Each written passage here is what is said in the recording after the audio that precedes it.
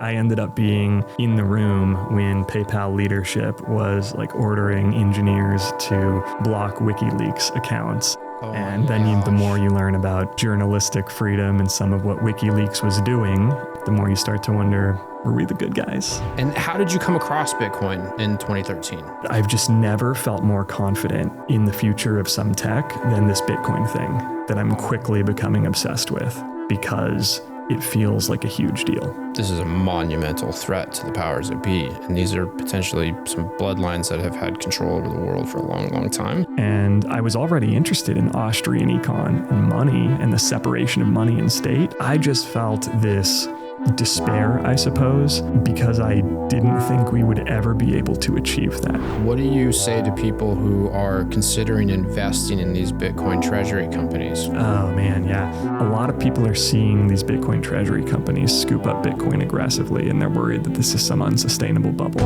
We're in the midst potentially of changing the direction of our civilization forever. Can we just knock this up? Totally. Yeah, so much is at stake.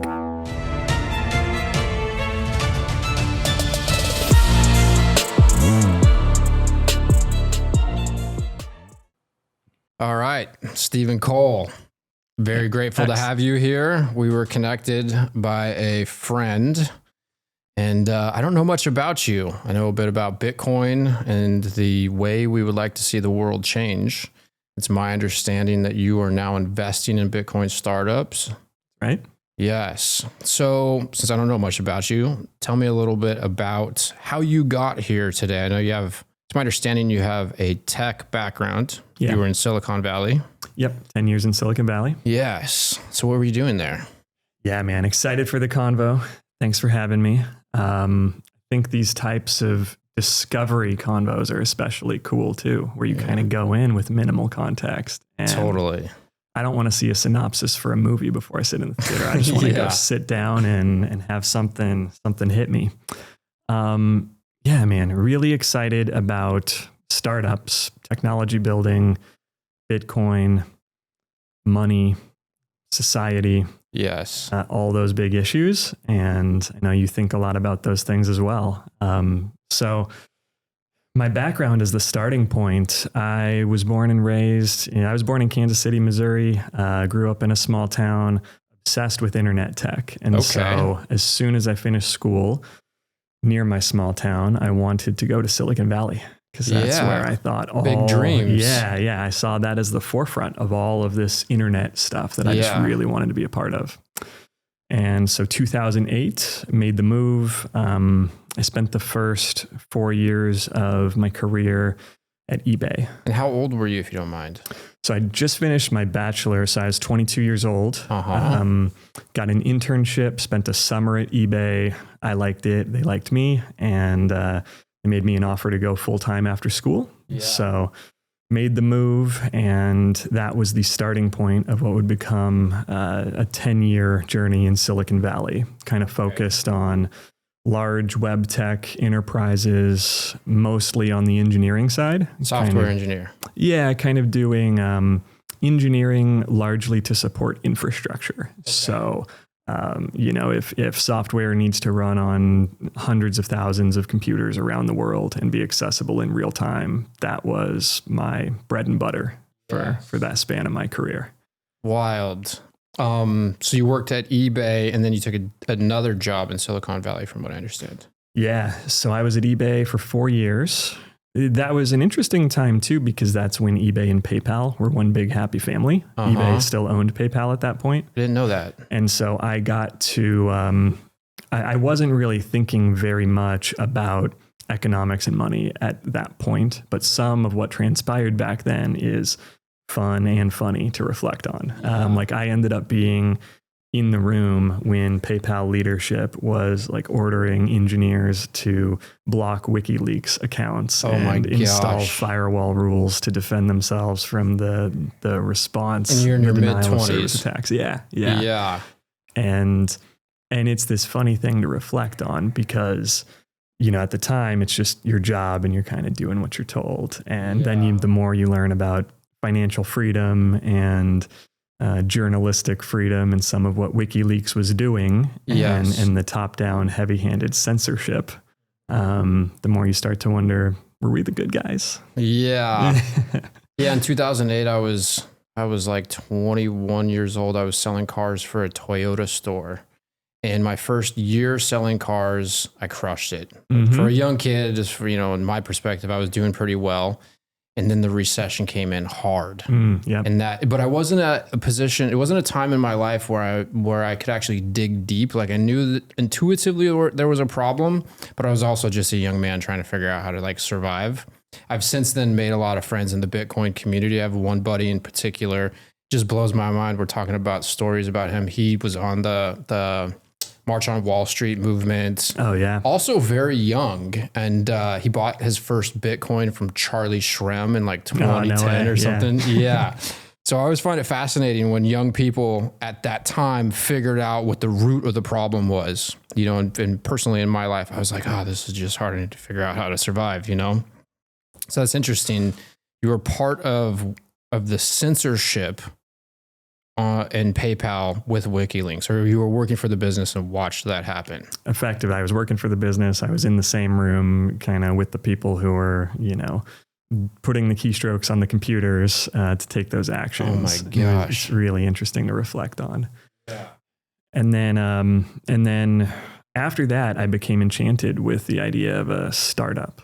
So eBay kind of taught me about the big corporate world and the ins and outs and how to navigate that. And then the idea of a small group of people with a shared mission in like zero bureaucracy and nonsense in the way, just going as hard as they possibly can at something, that really spoke to me. And I wanted to be a part of something like that. Yeah. So I left eBay in 2012 to join a cloud computing startup. Kind of saw what, Amazon Web Services ended up being a leading indicator of this consolidation happening, where suddenly if you are starting a company today that does software, you don't actually need to purchase a bunch of servers and deal with metal and physical stuff and data centers. Let somebody else go be the experts at all of that. And then you can kind of leverage that over the wire, over the internet, remotely, and just focus on your core competency on building software. So Netflix famously, went all in on Amazon Web Services. They were the first big company to say, we're not going to buy any more physical computers. We're actually just going to run all of our Netflix business on Amazon systems, because Amazon is the expert in infrastructure. And what year was this? Man, it had definitely started by 2012, but it was kind of like 2010 to, there's still like cloud movements and conferences today, but it's all kind of priced in now, so to speak. But 2010 to 2015 was really like the hottest part of that transition, I would say, when enterprises started waking up to how much they could save by potentially just focusing on what they're good at and letting somebody else do the other pieces. So you were on the forefront, a lot of big change in the world. I think so. And, grateful for that. And I think one thing that has been true for a while in my life is I stay really plugged in online, and I always kind of just become obsessed with the edges of information, or the leading edge of what's possible. Territory that seems very weird has always been interesting to me, and I've always felt pulled toward it. And some of it is nonsense and, waste of time, and there's a lot to sift through, but it's been difficult for me to not just try to stay out there, stay in these niche communities, and thinking about trends that seem wild or off the wall right now, but that someday could look obvious in hindsight and become normalized. Mm-hmm. So, I wouldn't say I'm the most sharp business person in the room. I'm not the best software engineer in the world, but I think I'm just really good at staying close to the edges of what's happening and trying to identify signals of what is special and what has sticking power and what will people in the future want and be interested in. So joined a cloud computing startup in 2012. I then joined an AI company before AI was nearly as in the spotlight as it is now. Yeah, it blows my mind to see you have quite the foresight, or at least you're aligned with serendipity. Some ratio, wow. yeah. So you could call it serendipity maxing. Yeah. So, I can relate. Yeah. But 2015, I joined an AI company. So I took some time off after the cloud computing startup I was at was acquired. I did a little solo backpacking around the world for 6 months to kind of decompress, because it was just a grind in terms of raw hours that I was putting into that first startup I worked at.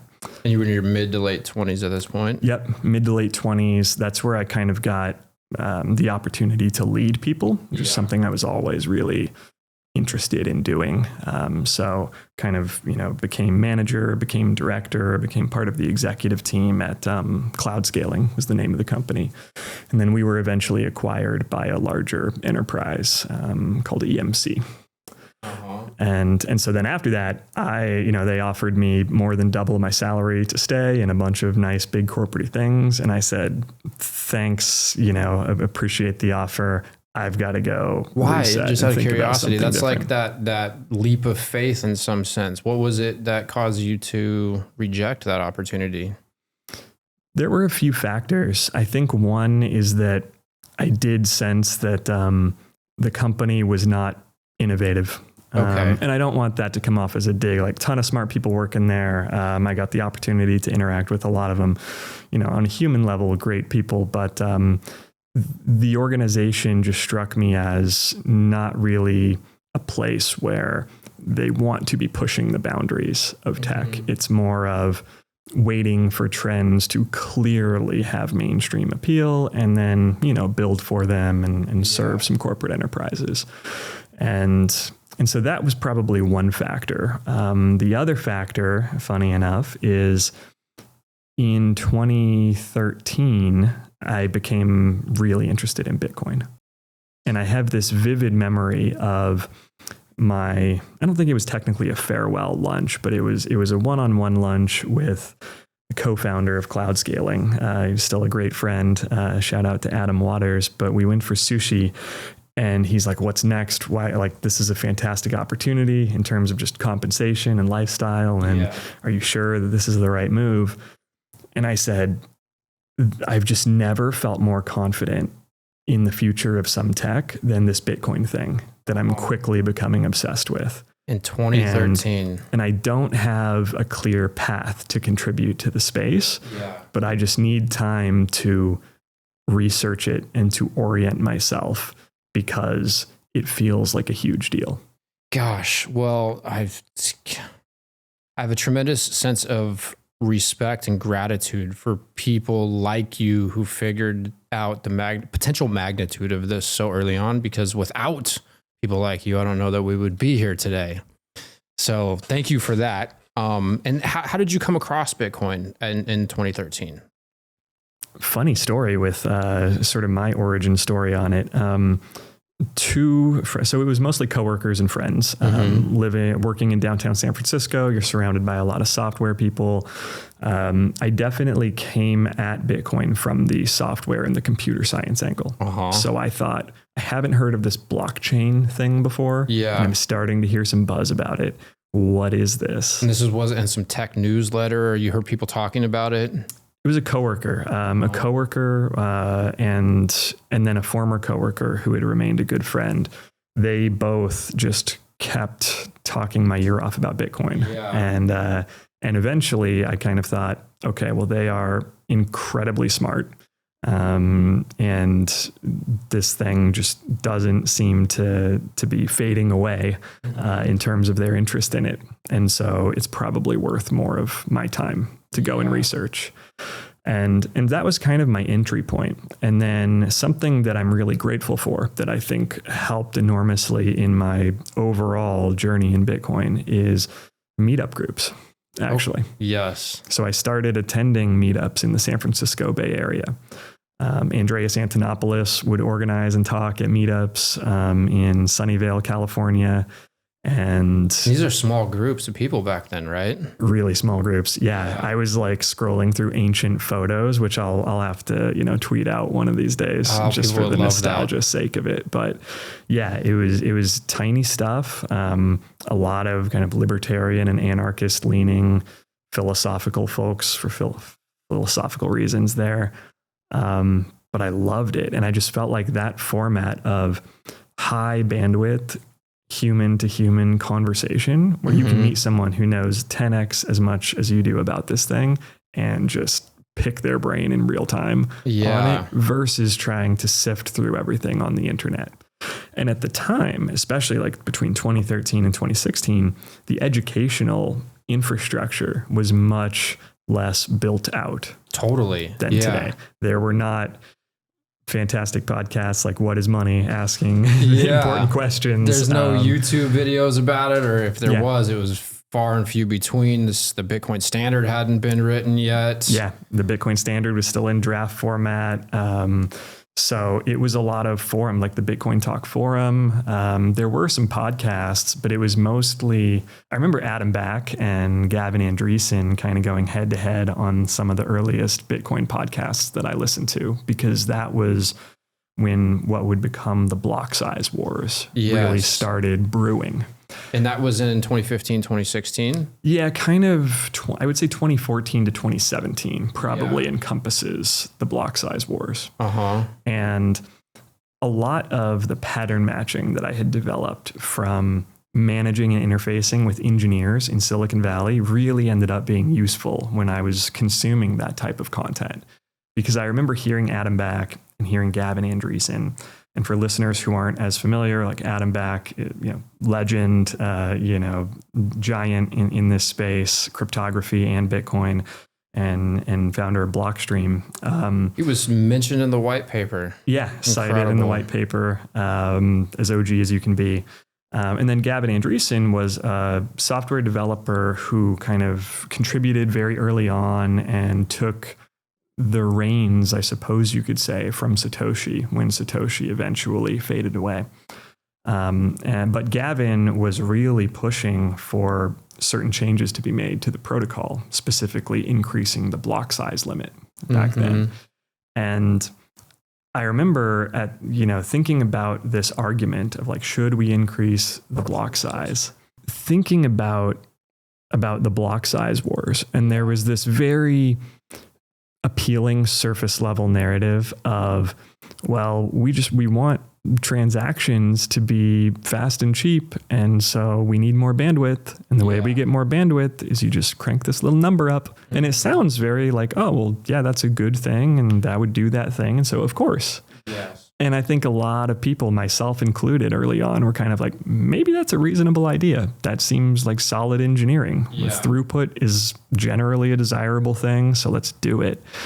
And then on these podcasts, Adam Back had all of these nuanced reasons why there are so many trade-offs to consider that are not obvious. Gosh, you got to watch all this happen. I absolutely love this. Sorry, continue. This is so exciting. Yeah, and I loved, because in my experience of interfacing with so many different engineers in my career, I dealt with a lot of personalities, and some of them kind of had this aggressive personality of, I know everything and I'm God's gift to software. And, we should absolutely make this change. And I know it's going to be fine. And anybody who says otherwise, just doesn't know what they're talking about.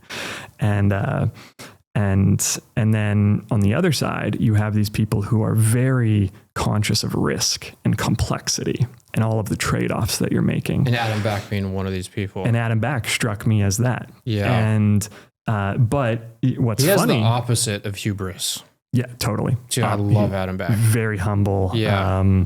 Yes. I'm a big fan of all of his work and grateful for it. But I remember listening to these podcasts, and I remember thinking to myself, man, I really agree with what this Adam guy is saying. There's so much more to it, and this might not be a good idea to change the block size.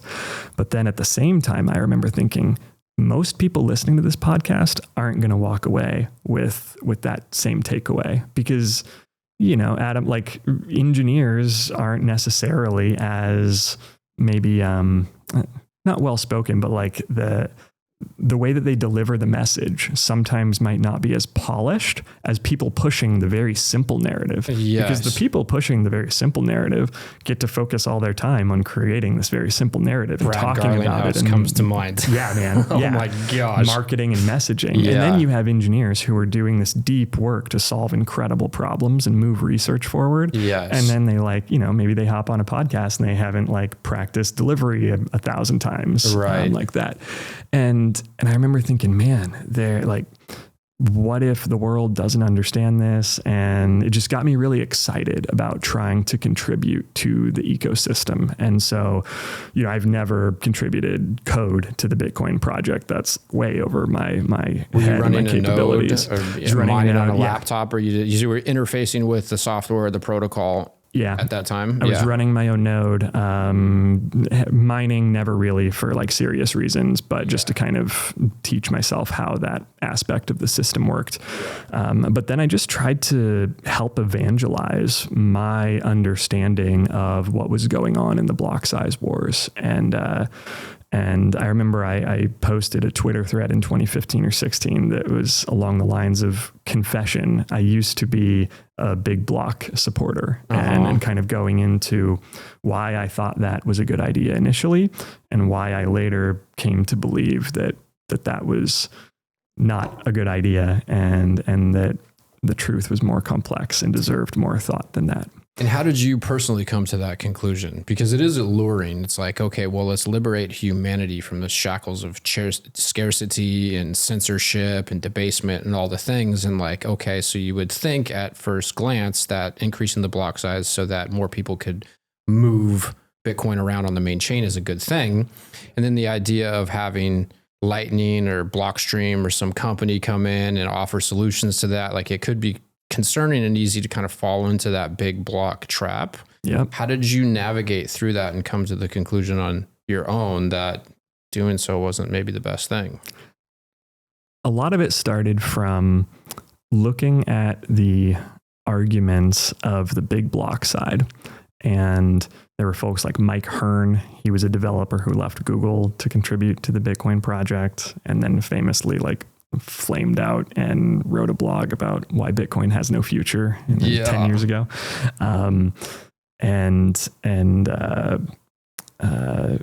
Rick Falkvinge and some of these names that I'm dusting the cobwebs off of. But I saw this narrative of core developers are evil and they're hijacking the Bitcoin project. And I thought, okay, well, maybe.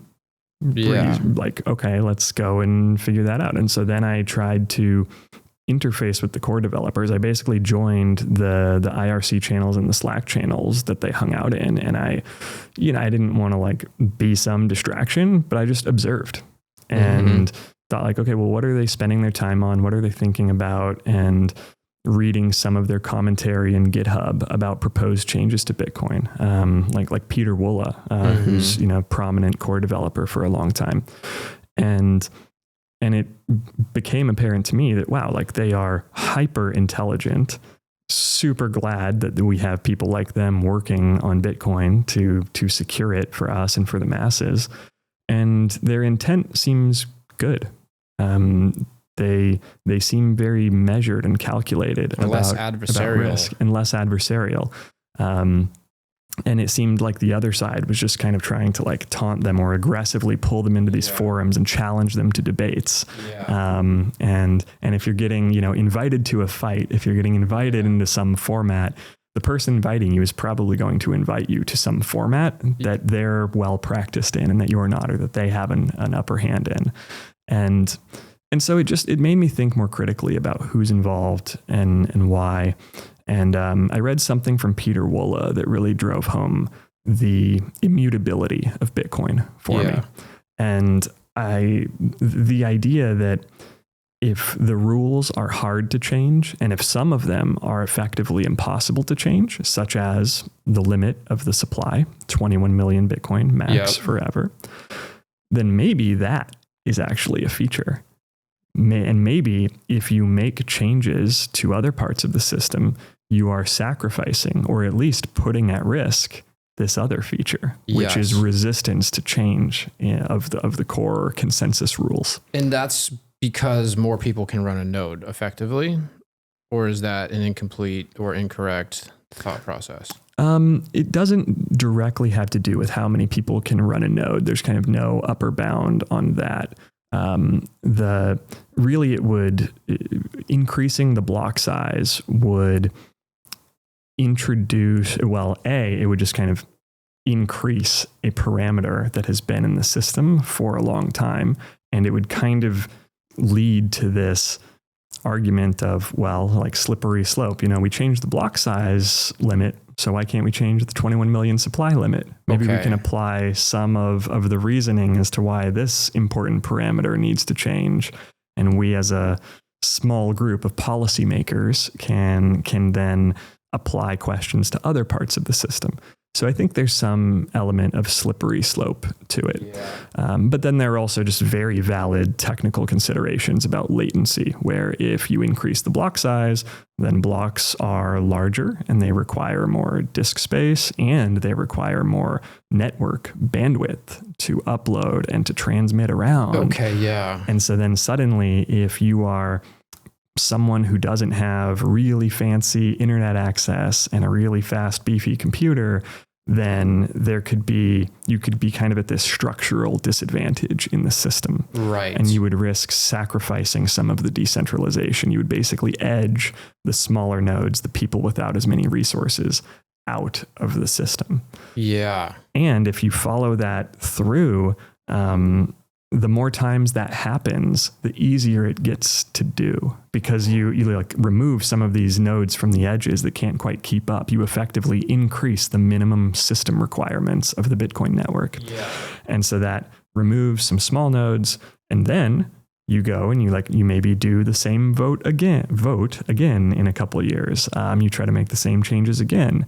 And then suddenly you take off the nodes that are then the smallest, and you just introduce this creeping type of centralization where the biggest, most expensive nodes with the most connectivity and resources can almost outvote or bump off of the network these smaller nodes. And that ethos of protect decentralization, ensure that even nodes without a lot of monetary resources are able to participate in the future of money is something that I think it really sets Bitcoin apart, especially from all of the tens of thousands of other cryptocurrencies out there that are a little bit more move fast, break things, Silicon Valley, blah, blah, blah. iCoin Technology has released a slick new hardware wallet. It looks like a mini iPhone with a high-res 3-inch touchscreen and camera on it. The device has no Wi-Fi, no cellular connection, and no GPS.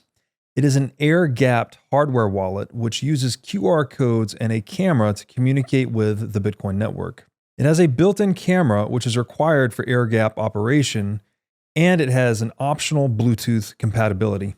It's really a brand new user interface and user experience for a Bitcoin hardware wallet.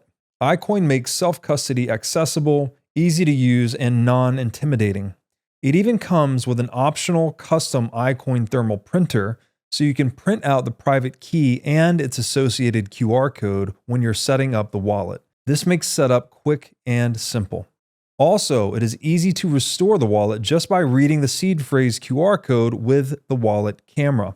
And as we always talk about on this show, the only way you can truly own your Bitcoin is by having it in self-custody. So you need a device like the iCoin wallet to truly own your Bitcoin. So go to iCointechnology.com/breedlove today for 30% off the purchase of this sleek new hardware wallet. Again, that's iCointechnology.com/breedlove. If you're anything like me, you understand that Bitcoin is something we can use every day to connect, to collaborate, and to build stronger, freer communities. As true Bitcoiners, you all know we are each responsible for onboarding more Bitcoiners. That's why I chose to partner with Cowbolt, an expense splitting app that settles in Bitcoin. It can be as simple as splitting a dinner bill. Your friend covers dinner and you reimburse them, but you send it back to him in Bitcoin. Now your friend has their first sats. And as I always say, where your money goes, the mind follows. By using Cowbolt to get Bitcoin into the hands of your friends and family, you can help us orange pill the world. Cowbolt is built to let you split costs, share expenses, and settle instantly, while always keeping full control of your keys. Cowbolt is simple, social, non-custodial, exactly how Bitcoin was meant to be used. If you're serious about Bitcoin, it's time to act like it. Download Cowbolt today on iOS or Android. To learn more, go to cowbolt.com. Again, that's Cowbolt, COWBOLT.com. A sailor quote comes, I forget when he said this, but he's like, just not change it. Yeah. Just don't change it. Yeah. And is this an accurate way to think about things? Because I've thought a bit about the block size and what it would take to run a full node if the block size increases. As computing power and things become more accessible, internet's faster, and hard drives get larger, it would be natural to think that you could increase the block size and not make it as challenging for more people to continue to, or as many people to continue to run the nodes. Yep. So in that sense, at the time, it was just a premature update or upgrade. That's how I would characterize it. Okay. And one thing that I think is interesting there is that, yes, there is this theoretical path where it could make sense to increase certain parameters like the block size over time as infrastructure becomes more robust and affordable. But maybe we don't need to. Maybe through the ingenuity of software developers and layer 2 solutions like Lightning or like Arc and others, we will be able to accommodate transactional activity and commerce on Bitcoin's network in such a way that we don't even need to. Yeah. And so I really love that forcing function of, don't change things too prematurely. Let a system have some constraints around it that brilliant engineers can feel and can kind of, puzzle themselves with and think about clever ways to build around. And who knows what kind of innovation will be unlocked. If we had just increased the block size, like if the block size had been YOLO increased in 2013 without any thought given to it, who knows if we ever would have had an incentive to think about systems like Lightning or layer 2 solutions and that model of scale in layers so that the base layer doesn't have to be changed out from under us too often or put at risk.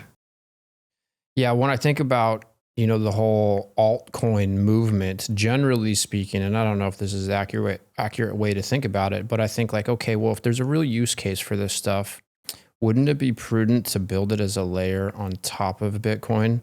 As Saylor says, the hardest substance in the known universe. So you have these protocols where, as far as I can tell, they're just unregistered securities, most of them which have pre-mines so they could skirt around SEC filing laws so they could fund their endeavors. And the incentive to do so seems so skewed. And if there's actually a real world use case or problem that they're solving, and if it's going to truly last, wouldn't you want it as a layer on top of Bitcoin? Yep. Yeah. And so you went through all of this. So did you find yourself succumbing to the siren call of any of these altcoins as you went through all of that? I did. 2013 is when I started buying my first bit of Bitcoin, attending meetups, all of that. Of course, you do encounter all the other coins, and at first the narratives seem very appealing. Prior to Bitcoin, I was a precious metals guy. Yeah. So I'm skeptical of government money printing. I was reading a lot of Austrian economics and Ayn Rand. And so I liked gold and silver, and I was like stacking silver bullion, in my closet at home. I did a lot of that myself. Yeah. Yep. Which, for any wrench attackers, I don't do that anymore. There's Same nothing, here. Nothing that Robert can take from my home. I'll say publicly. Same here. Yeah. But so that narrative of like, oh, maybe Litecoin is the silver to Bitcoin's gold. Yeah. Initially, I was like, I was a silver guy. Maybe I should be a Litecoin guy. Yeah. And so I definitely bought a bunch of others. At one point, I probably owned 20 or 30 different cryptocurrencies at one time. I owned XRP. It's just horrible to say. I'll admit it. In like 2019, I bought some XRP, a couple $100 worth. Fortunately, I was strapped. I was all in on my cannabis farm at the time, so I didn't have a bunch of extra funds.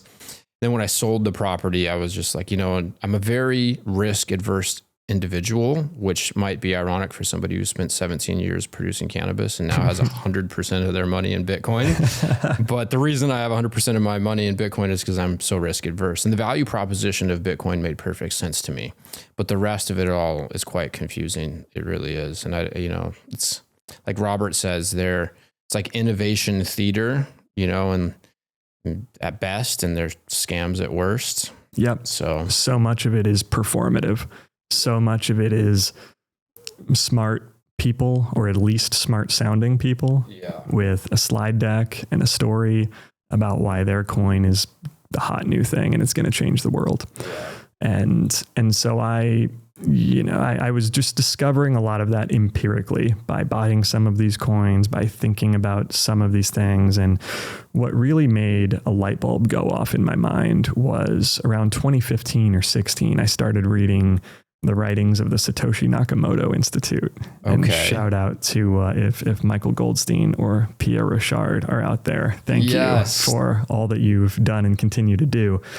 That really got me thinking about Bitcoin through a monetary lens. Mm-hmm. And I was already interested in Austrian econ and money and the separation of money and state. I already thought that was a good thing. Yeah. I just felt this despair, I suppose, because I didn't think we would ever be able to achieve that. I thought it would be so powerfully good for the world if we could separate money from state, but it is not possible because they will never let us vote on an issue like that, because it just would threaten so much of the system itself. And then when I started to connect the dots as Bitcoin as money, then it kind of made gave me this eureka moment of maybe this is a tool that can help us achieve that. Maybe this is the sly roundabout way, and that we can take money out of the hands of the government, like Hayek said. Yeah. And so that, like at that point, then I was all in. I cashed out the 401ks, took all the penalties, took the check from the acquisition of that AI company that I worked for, and put everything that I had into Bitcoin. And oh my gosh, you're a legend. I'm so grateful for people like you. I really am. It's ballsy. And then, it's like you're putting it's skin in the game. You're putting your money where your mouth is. You're helping to fund or affect change in the world that you want to see. And so I have a tremendous level of respect for people like you. I appreciate the sentiment very much. I respect the people out there like building software, moving the ecosystem forward, building companies who are just out there in the arena every day.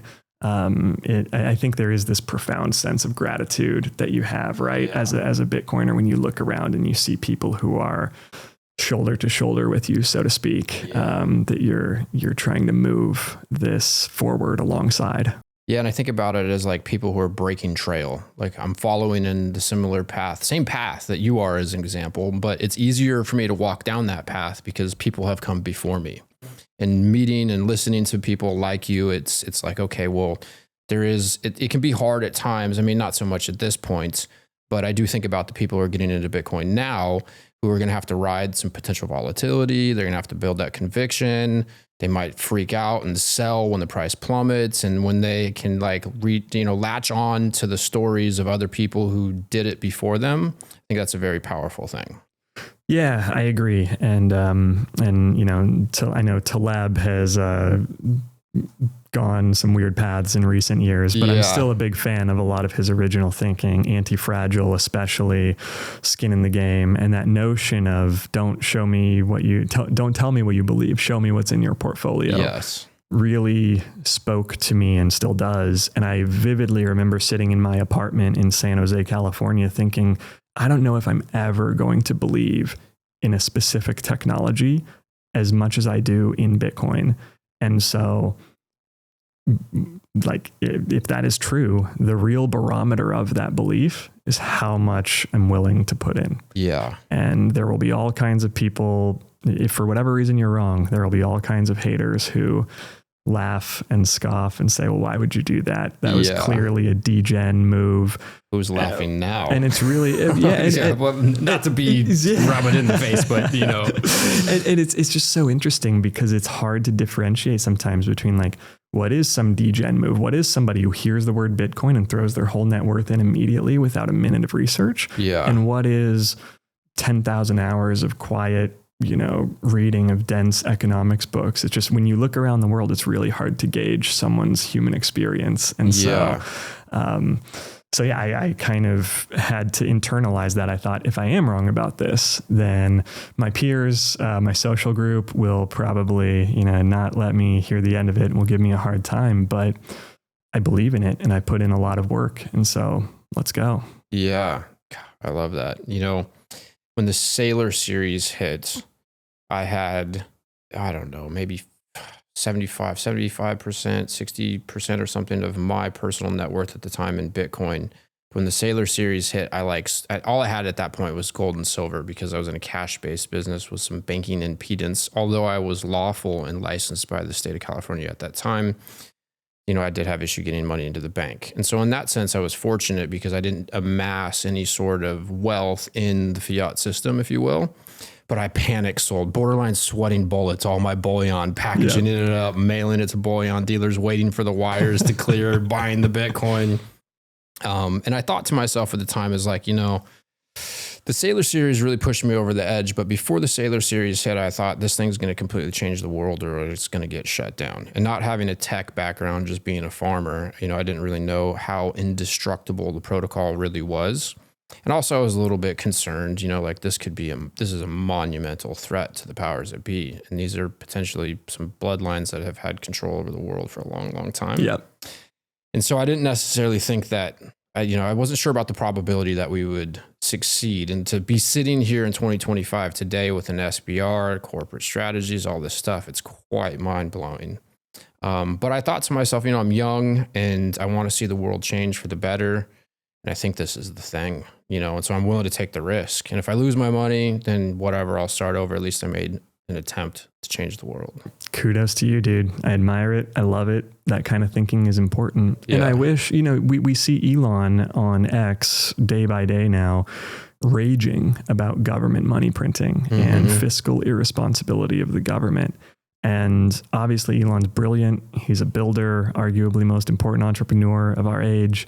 But you just want to reach through the internet and shake him and go, if you actually want to strike at the root of power in this system, it is Bitcoin. You're not seeing it. I think he's so kind of caught up in the memes and the fun, like Dogecoin and all of that has this entertainment value for him. It's maddening for me. I like to think, and this is just maybe because I'm delusional and optimistic, but I think if he's truly as intelligent as he is, he knows, and he's maybe waiting for the right moment. But at surface level, it sounds like he's missing the point. But if he's actually as smart as it seems he is, I don't think he could be missing the point.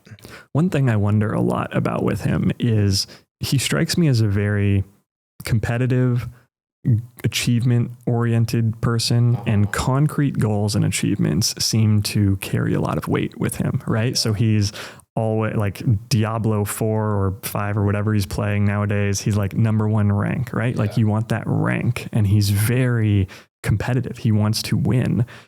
And I sometimes wonder if the real spur for him to go hard at Bitcoin is going to be Michael Saylor approaching him in net worth. Yes. Michael Saylor if Elon does not eventually embrace Bitcoin, then Michael Saylor will very likely surpass him as the wealthiest person in the world. With a high level of probability. Yeah. And when that starts to visibly trend in that direction, I think if he hasn't already, at least by then, that will be a big wake up call to him. Yeah. And when he changes his position on Bitcoin, I'll change my concern about him being diabolical. I have concerns with him. I'm like, Neuralink and all the, the lithium and the cars and the whole thing, like that all sounds really good at surface level, but is also really dystopian and concerning. If it was all open source, sign me up. Yep. So, yeah. I agree, man. It's really hard to think about the balancing act there of inevitably tech will advance as long as we as a civilization kind of stay intact. Not blow ourselves up. Yeah. But it's like, who do we want in control and what form does this tech take? And is it used for good or is it used for evil? That's something in my startup investing that I've been thinking a lot about, especially the last couple of years. So I started cutting angel checks into startups in 2017. Okay. And I was kind of trying to build a brand at the time as this is after you went backpacking? Yeah, after I went backpacking, and it was actually after the AI company too. So like cloud computing chapter, backpacking, then worked 2 years doing AI hardware in 2015 to 2017. So that was while you're going down the Bitcoin rabbit hole. Yeah. And ironically, I really felt called to work in Bitcoin full time back then, but I couldn't quite find the right niche. Like I was working on DevOps and SRE and, making systems highly available 24/7. And I did love that world. I'm still a kind of an enthusiast about it. But other than Coinbase, there just weren't really companies at the scale where hiring some dedicated function for that made sense back then. Mm-hmm. And so for a while, I was begging Coinbase to let them work for me. In 2015 or 2016, I was up in their offices a lot. Trying to get a job there? Trying to get a job there, basically. And it's funny how things play out in hindsight, but I couldn't convince them that uptime would be an important enough function to build a dedicated team for at the time. That seems obvious in hindsight. I believe they have since. But so I basically just kept plugging away and learning really interesting things about AI 10 years ago. And then took some of... sorry, I kind of lost my train of thought there. So plugging away, 10 years ago, worked for that AI startup called Nirvana Systems. They were acquired by Intel. And so I spent a little bit of time at Intel as well. And then after that is when I left and I really said, okay, I'm going to focus all my energy on the Bitcoin ecosystem.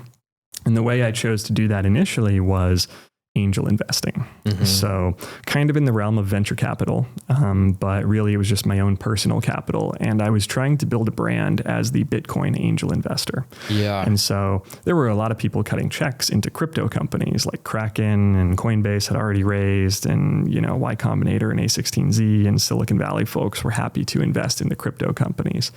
And I was kind of trying to connect with entrepreneurs who were intentionally not going the crypto route and who were taking a very long-term orientation on Bitcoin specifically. Gosh, your discernment. Wow. I probably do. Reality's messy. And at the time, I would not have been able to, over time, you may be able to put a nice story on top of connecting some dots that at the time were just chaos and, stumbling into things. But I thought Bitcoin as money was really compelling. And when I looked around the cryptocurrency ecosystem, that's the thing that I thought had product market fit. Mm-hmm. And all of the rest just struck me as somewhere in between scams and research experiments. And so when you think about where to deploy your capital and where to focus your energy, I kind of saw Bitcoin as global money as the thing that is just very straightforward, very clear, powerful idea with profoundly positive implications for society if it works. And so started cutting angel checks into Bitcoin startups. And then over the last couple of years, broadened my startup investing to include all kinds of different domains, but especially hard tech and deep tech. And so that's, kind of the world. Forgive my ignorance. I'm a 17-year career, retired farmer. What do you say? Hard tech and deep tech? Yep. Okay. Hard tech what is that? And deep tech. So kind of categories of of investing or of industry that are focused not so much on software, but a lot more on physical things, physical creations. Makes sense. So as Peter Thiel once characterized it, the world of atoms rather than the world of bits. Okay. And so Peter Thiel and his venture capital firm Founders Fund, they were some of the earliest to kind of index on the importance of physical stuff and feeling like we've kind of forgotten how to build physical things in some ways, especially in the US. We've gotten amazing at software, amazing at finance, and the rest we've sort of outsourced to other nations, to other geographies. And our manufacturing base and our industrial capabilities have atrophied big time in tragic ways since the 70s. And so I've been inspired and refreshed to see kind of a renaissance around that of appreciation for hard tech and for building hard things.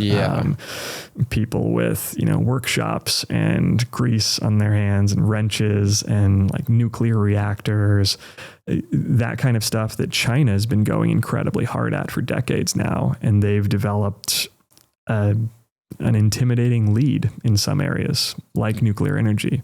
And we have some catching up to do. And so I think it's important that we do that we go as hard as we possibly can with our, energy and grit that is kind of embedded into our American culture and DNA.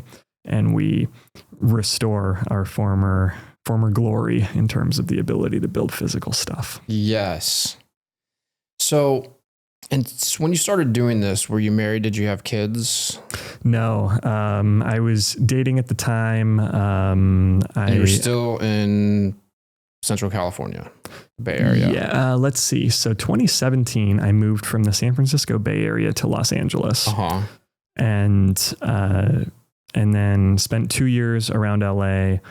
And then the world got weird in 2020. And when that happened, I moved out of California. I saw all the nonsense of draconian top-down mandates to outlaw commerce and to shut down businesses, especially small businesses, while the elites like Gavin Newsom meet secretly unmasked with buddies in Michelin star restaurants.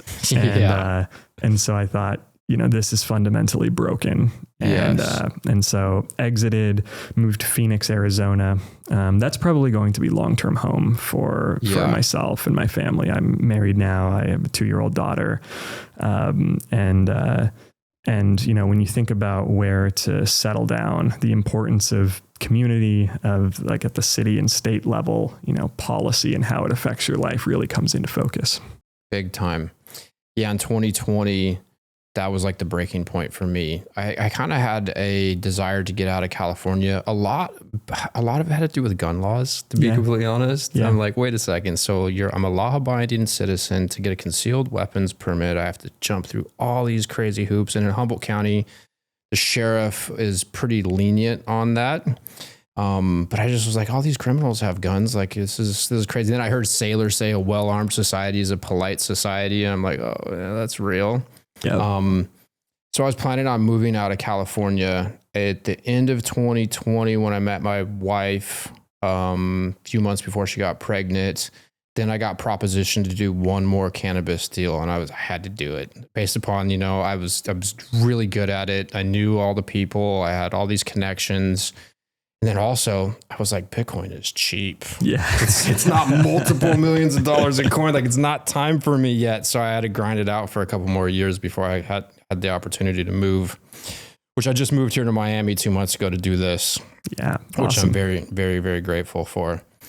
So let's go back to you. So you're investing in startups from 2017 to 2020. And then in 2020, you moved to Phoenix. I moved to Phoenix. And at the time I was trying to be I was effectively full-time angel investing. So I was spending all of my time trying to be at the edges of information, interesting discussions, events with people thinking about off-the-wall types of topics, and identify interesting people working on interesting things, and then get to know them, and just figure out if at some point there's a mutually awesome way to help each other and to partner up and to invest them.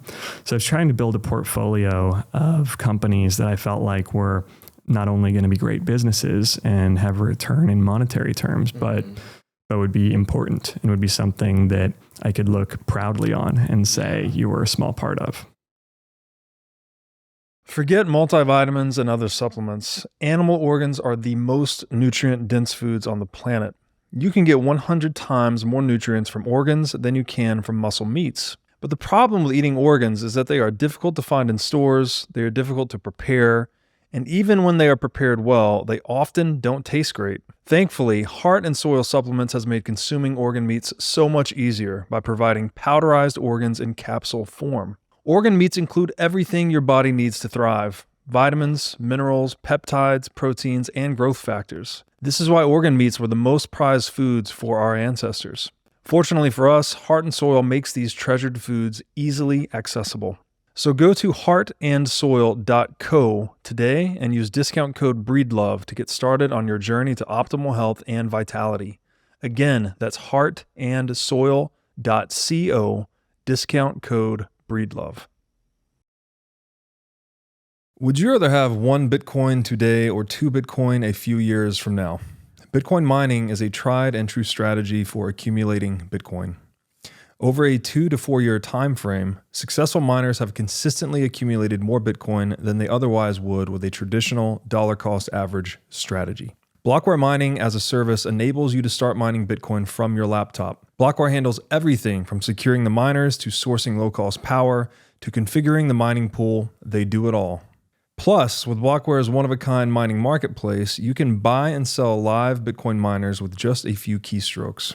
In this marketplace, buyers get to purchase live machines at vetted facilities, enabling them to mine with zero lead time.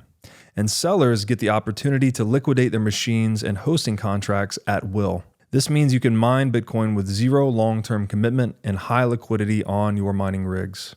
Blockware will even cover your energy bill for 1 week per mining rig when you sign up at mining.blockwaresolutions.com/breedlove. Again, that's 1 free week of Bitcoin mining at mining.blockwaresolutions.com/breedlove. And on top of this offer, you can also use code BREEDLOVE to get $100 off your first mining rig with Blockware Solutions. During all of this, you're also riding these cycles. Yes. And I'm sure as the Bitcoin price is doing really well, there's a lot more opportunity and people are much more excited. And then the Bitcoin price, how did you manage that? That's one of the things I find very fascinating. I have a couple friends now that I've made that were early into the game, and it's just like, how did you handle that? Were there moments where you're like, oh shit, am I completely wrong about all of this? Is this a bad strategy? But you had the Austrian economic understanding. You understood that, Bitcoin as money was a big deal. It could potentially change humanity forever. Yep. And so as you were going through all of that, how did that affect you? Yeah, that's funny to reflect on. There was never a moment where my confidence in Bitcoin itself was really shaken. So in 2018, as we're crashing from the blow off top, you're like, this is just part of what has to happen? It was absolutely stressful because if you're all in on Bitcoin, then your net worth, is the roller coaster of Bitcoin. And so as you live life and as you plan and as you commit capital to projects, they're just, making sure that you are going to end up increasing your Bitcoin holdings, and that, especially if you start dealing with leverage or any type of instrument that involves that, then it can get into spicy territory. Yeah. And so, my concerns were never, oh, Bitcoin is at risk or Bitcoin is going to fail. Yeah. It was much more like, oh man, well, making sure that I'm navigating this in a way where your stack and your stake of the world's future money is is not at risk and is intact. God, you're like a battle-hardened warrior, man. I love it. But one thing I feel really grateful for is that when I got into Bitcoin, it was an extra high volatile time. So the very first purchase of Bitcoin I ever made was when it was crashing from the hack of Mt. Gox back in like 2013. Yeah. And so I remember like buying, and then within a few months, the price was way down from where I had bought at. Yeah. And it went from like 800 to 150 or something. And I remember thinking, man, like, did I misread this thing? Did I just get scammed? All of the natural questions you ask yourself. And I think if you eventually have to ask yourself that if you're going to be involved in Bitcoin in these early days, which I would argue we're still in today. And so I was grateful that I had that type of experience early, where it forced you to kind of, it was like a fire that maybe forged a little bit of confidence in you, versus like it's all just rosy and it's this up and to the right for years, and then there's some horrible crash, then it would probably be a lot more psychologically challenging. Yeah. And then as you're investing in these businesses, are these all Bitcoin-based businesses or not only Bitcoin? The first few were Bitcoin-based businesses, and that was the ecosystem that I was spending most of my time in. So I was getting active on Twitter, focused the content of my tweets on Bitcoin day to day. I was just trying to like DM founders and get to know great people building great stuff. And that's how you would predominantly, or how you would find these businesses? Yep. Yeah. Yep. Some of them would reach out to me. Sometimes I would see projects that folks were working on and I would DM them and just get to know them and try to hop on a call and chat about it. And then there were some opportunities unrelated to Bitcoin, like folks I knew from Silicon Valley who were building companies or venture capital funds. And then in recent years, some like traveling to LA and the El Segundo area. I don't know if you've heard of El Segundo, California. Not. Okay. So it's a little area of LA kind of adjacent to where SpaceX is at. And there's a lot of hard tech talent down there, people who are really good at building physical things, mechanical engineering, thermal engineering, material sciences, all that sort of stuff. And El Segundo is now becoming the mecca of hard tech in the United States. And there's incredible benefits in terms of just network effect, if you're an entrepreneur, to moving there and building there. Yeah. And I was blessed to get to know a couple of people, especially a founder named Augustus DeRico. And he really opened my eyes to the importance of a lot of stuff, but you know, hard tech and the movement forming down there in El Segundo has been something that's been really encouraging for me to witness, because I think it's important for America. Mm-hmm. And I actually think there's a tie-in between Bitcoin and that world that isn't obvious to many people. Yeah. Like if you're a mechanical engineer or if you're building nuclear reactors, I think it's very easy to dismiss Bitcoin as this crypto stuff. It's in the bucket of gambling, degen, get rich quick casino energy, like Coinbase, blah, blah, blah. But really, Bitcoin stands apart from all of that. It's in a category all its own because it has the properties that allow it to potentially be sound money for the world. It's the only one that is socially decentralized enough that its rules, especially its supply cap, cannot be changed by a small group of people. With the highest level of probability. Yep. Yeah. And so I think that actually, you know, Bitcoin could be looked at as this foundational part of our civilization and of that movement. You know, if we're going to build hard tech, if we're going to build nuclear reactors, if we're going to be modifying the weather, then doing that in a world that is based on sound money actually lets us make that progress more quickly. It's like you can think of it as locking in the progress for humanity that you are making. If you're Elon Musk and you're building spaceships, or you're building, you know, Tesla and humanoid robots, maybe you take society 1,000 steps forward. But then quietly, central bankers take society 500 steps backwards. They undo some of the progress effectively by money printing, by wealth redistribution, by skewing the economic signals of how we all coordinate our human activity. Yeah. And so if you make progress, if SpaceX and Tesla start allocating their profits and their growth to Bitcoin instead of other assets like treasury bonds, it's a more powerful way to lock in that progress for humanity. Wow. Yeah. That's incredible and real. So real. Okay. So you're in Arizona, you're working with individuals in California. And then what are you working on today? Yeah. So investing's been the big focus of the last few years. Been blessed to get to meet wonderful people through that. And I think that's always something that I'll continue to do in some capacity. But now I'm co-founder and CEO of a company called Castle, and have been working on that with my co-founder, Joao Almeida, for the last year or so. So we are a new Bitcoin company, and we're a way for businesses to buy Bitcoin. And it's kind of catered especially to small and medium cash flowing businesses. So not so much the corporate leviathans that are getting all of the headlines now for leveraged Bitcoin equity strategies. Right. But much more your everyday businesses. We've got gyms, restaurants, accounting firms, everything from like mom and pop corner store type of stuff to kind of mid-market, tens of millions or hundreds of millions of dollars of annual revenue profile of businesses.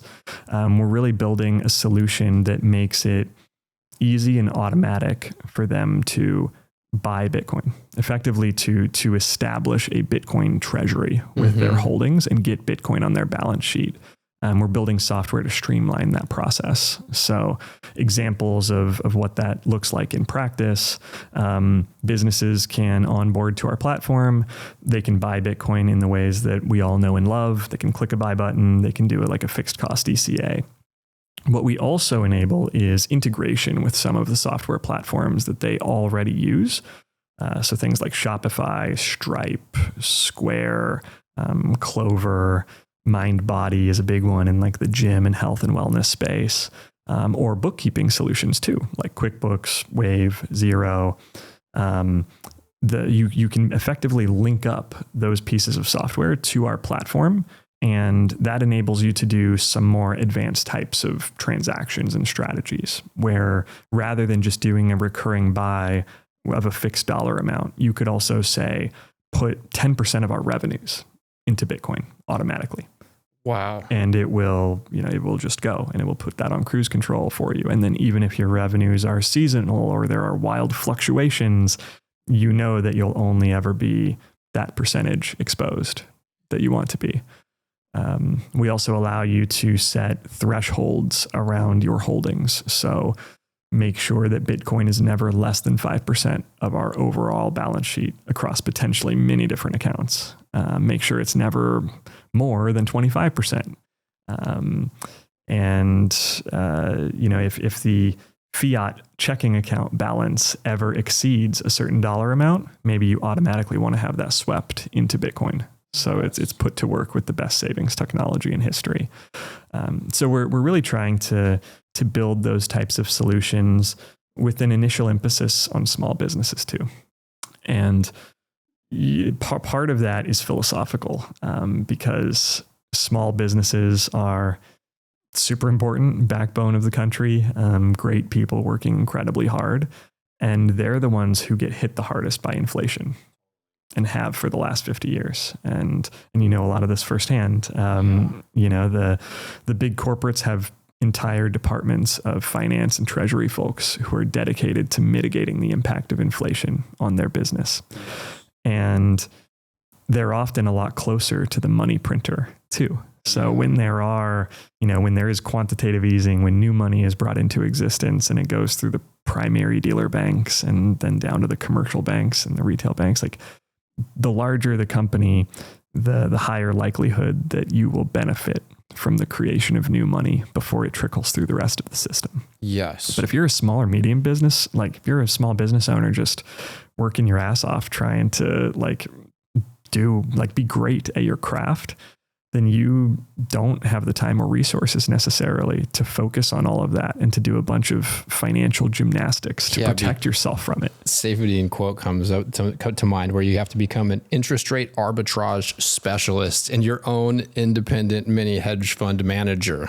So good. Spot on. It's hard enough to just provide a good service and get paid and stay in business, and all while your cost of operating is increasing at a faster rate on average than your ability to increase your prices are. That, and then you're competing against all these other individuals who are leveraging innovation and technology to produce more for less. It almost seems like, and I'm just a farmer, but it seems like the economic game is to become the biggest fish or get gobbled up by the biggest fish. Yep. And it is really disheartening watching all of these small to medium businesses struggle. And I think that Bitcoin on the balance sheet, it does so many things, but it also sets the floor to the value of your business. If you're saving in Bitcoin and AI replaces you or robots replace you, well, now you have this treasury that you can live off of or use to start some new business endeavor. I remember listening to the Booth series when it first came out, and he's like, the natural state of the free market is deflation. I was working and I paused. I'm like, what? Yeah. Like, oh my God, like new neural pathways connect. My brain lights up. I'm like, that is why doesn't everybody know that? Jeff Booth's ability to just one-liner rewire some of your neurons is next level. It's so good. Yeah. Yeah. It really is just this profoundly positive tool for empowerment for business owners, where a lot of what we see from the businesses we talk to and that we have on our platform is sometimes they just have money sitting in a checking account. Often the most sophistication that you'll find, because it's all that people have time for or, an offering for in the bank that they deal with, is a high yield savings account. And you get like high yield in emphasized air quotes, because it looks fine enough on paper. Maybe nowadays that's like 3.5% to 5%, somewhere in that range. And you think, okay, well, I'm getting ahead a little bit. At least I'm getting ahead that much, but you're really not. Total illusion. It's total illusion. You're staying in the same place. And often you're not even doing that. Often you're falling a little bit behind. So the nominal interest rate looks fine, but the real rate after you account for inflation, you just stayed in the same place. And so it is this borderline scam where the odds are the playing field is so tilted against these business owners who are already hustling to try to create value in the world, that we see Bitcoin as the most powerful savings technology for them. When they can store the proceeds of their business and the fruits of their labor in Bitcoin, it will, on long time frames, protect their wealth much more reliably than these other instruments are able to. And we're not trying to encourage any business owner to go all in. We want to be good stewards of this ecosystem, of this movement. So really what we aim for is when a business gets on our platform, start automatically converting 1% of your revenues into Bitcoin. Yeah. That's like the default starting point. Go from zero, get off zero, go from 0% to 1%. And then if you want to dial it up from there, wonderful.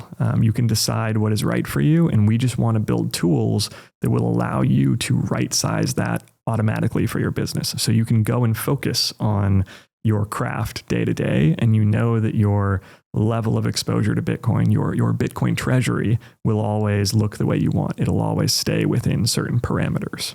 Yes. So are you still at this point at angel investing?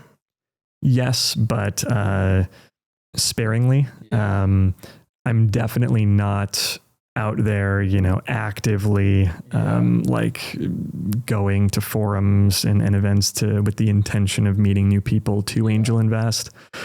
I am, it's much more taking calls from people who I know well. And if there's an opportunity that seems fantastic, then, move on that and be quick about it. Basically something that doesn't distract from the mission. So right now, Castle is priority number one, and want to channel 100% of my energy at helping business owners protect what they've worked really hard to earn. Yes. And so, I'm still cutting a few angel checks here and there, but it's a very light time investment. Have you ever wanted to start a business in the Bitcoin space? If so, then the Wolf Startup Accelerator could be for you. Wolf is the first startup accelerator dedicated exclusively to businesses developing in the Bitcoin Lightning Network. 4 times each year, Wolf brings teams from around the world to New York City to work with like-minded entrepreneurs, pushing the boundaries of what's possible with Bitcoin and Lightning. The program is designed to help early-stage companies achieve product-market fit, develop their brand, secure early-stage funding, and grow businesses that fuel the global adoption of Bitcoin. Go to wolfnyc.com to learn more or apply today. Again, that's Wolf, WOLFNYC.com. Bitcoin custody is evolving. Both self-custody and single third-party custody come with significant risk and trade-offs. Onramp is pioneering a new standard, multi-institution custody, which eliminates single points of failure, adding fault tolerance and redundancy to your setup. Onramp secures your Bitcoin in a segregated cold storage multi-sig vault, guarded by 3 independent institutional-grade custodians, none of which that have unilateral control over your assets. More than just security, Onramp simplifies inheritance and estate planning, ensuring your Bitcoin wealth moves seamlessly to your loved ones without the risk and complexities of self-custody. Easily designate beneficiaries right in the Onramp dashboard, eliminating the need for unreliable treasure maps or other complex key-sharing schemes. You can also avoid the probate process and ensure your heirs receive their Bitcoin securely with legal title transfers designed to keep your wealth intact for generations. As Bitcoin continues to appreciate, Onramp helps you seamlessly access financial services, from inheritance and insurance to trading, loans, IRAs, and more, all without compromising on security. And importantly, the onboarding process is fast and frictionless. I set up my own Onramp account, and it was far easier than dealing with hardware wallets or traditional self-custody setups. The team walked me through everything step by step, making sure I had a secure, reliant setup for my Bitcoin wealth. Secure your generational wealth with confidence. Schedule a consultation with the Onramp team today at onrampbitcoin.com/breedlove. Again, that's onrampbitcoin.com/breedlove. Over the years, and today, when you're doing that, how are you assessing whether or not that's a good investment? Are you comparing what you think the business can yield relative to what the annual compound growth rate is for Bitcoin? Or is it more, or like, hey, I want to see these businesses that are going to change the world, or I want to make more money, increase my Bitcoin holdings, or is it a bit of both? Yeah. Investing into startups as a Bitcoiner is probably something we could do a whole podcast on in itself, because the psychology of it is really interesting. If you believe that your money, which is Bitcoin, if you're a Bitcoiner, if you believe your money could potentially 4x over the next 12 months. Yeah, which we might be sitting in that very position right now. I would not bet against that at this point in time. Yeah. Then the hurdle rate gets much higher. You know? Sorry to all the bears out there. It might not look good for you. We're going to do some bear slaying on this podcast. Yeah. So, objectively, I've done about 80 angel investments over the years. Really? And when I run the numbers, if I had just held Bitcoin and not cut a single angel check ever, as of this moment, I would be, further ahead just in raw financial terms. Yeah. But there's a couple important footnotes to that. One is the vast majority of those 80 investments that I've made were over the last 3 years. So like 50 out of those 80 were over the last 3 years. There's a lot more businesses popping up that seem interesting. And I just got better at it. I think I didn't know what the hell I was doing when I started angel investing. I didn't know, like, I don't have an MBA. I don't have a business degree. I didn't know what the hell the docs meant that I was signing.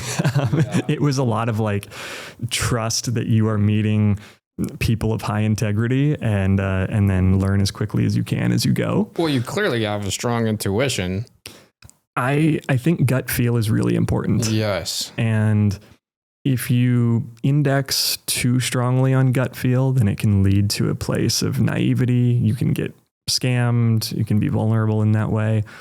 But I think a lot of modern society, and even the way Silicon Valley has trended in the last couple decades, it's encouraged us to be completely dismissive of our gut feel. It's been this world of A/B test everything and have data to support every decision that you make. And the idea of that, like, this feels really compelling, and I can't quite put my finger on what it is, but there's something that my neural network that I've developed in my almost 40 years of life is telling me is special about this opportunity, and that is worth giving attention to, and that is a valid signal. So I think I've become much more of a gut feel respecter over the years. And I want to push back on that notion of, it's certainly not everything, but it's not nothing either. Yeah. And so to answer your question, there will be times where you'll hop on a call for 15 minutes with a founder, or there won't even be a call. You'll just trade some messages and say, this looks incredible. And, I know that there are other people who you trust who are maybe involved with the opportunity. And so there's some kind of social credibility that you can gain some confidence around, at least in terms of like, you're not going to deal with a total scammer who's going to take your money and disappear the next day. Yeah. And then, sign the docs, wire the money. Yeah, deal's done. The Bitcoin community does a really good job at sussing out BS. Yeah. Oh, and I love that about the Bitcoin ecosystem. There is such a it's like being part of a small town. You're more likely to be on good behavior when you're interfacing with people in a small town and your neighbors who and they know you and they know your family and they know where you live and everyone knows everyone. And so this notion of social accountability is really important. And so people who are putting their whole selves into things, and that they're not a tourist and it's not some fly by night get rich quick thing, but they're really they're on a mission and they're talking about it openly and publicly and proudly, and they're wrapping their identity up in changing the world in this big way. That is such a positive signal for me. I pay a lot of attention to that when I'm evaluating opportunities. Yeah, I love that. And the beauty of it is that seems to be the way to do the best as well. There's something beautiful about Bitcoin where it punishes those who go against it and rewards those who support it. Yep. I find that to just be a special thing. It's fun watching the people get chewed up and spit out who try to fight this thing or push back with some counter narrative. Totally. Yeah. Bitcoin versus other cryptocurrencies, Bitcoin versus other assets. It's funny that a lot of the same back and forth that we see on Twitter or X today is just it's echoes of the back and forth from years ago. We see Bitcoin Treasury companies popping up now, accumulating Bitcoin aggressively, which is a trend that I think is generally positive and I'm excited about. Yeah. I want to hear you continue. Sorry. Yeah, because it is an interesting topic. Yeah. Yes.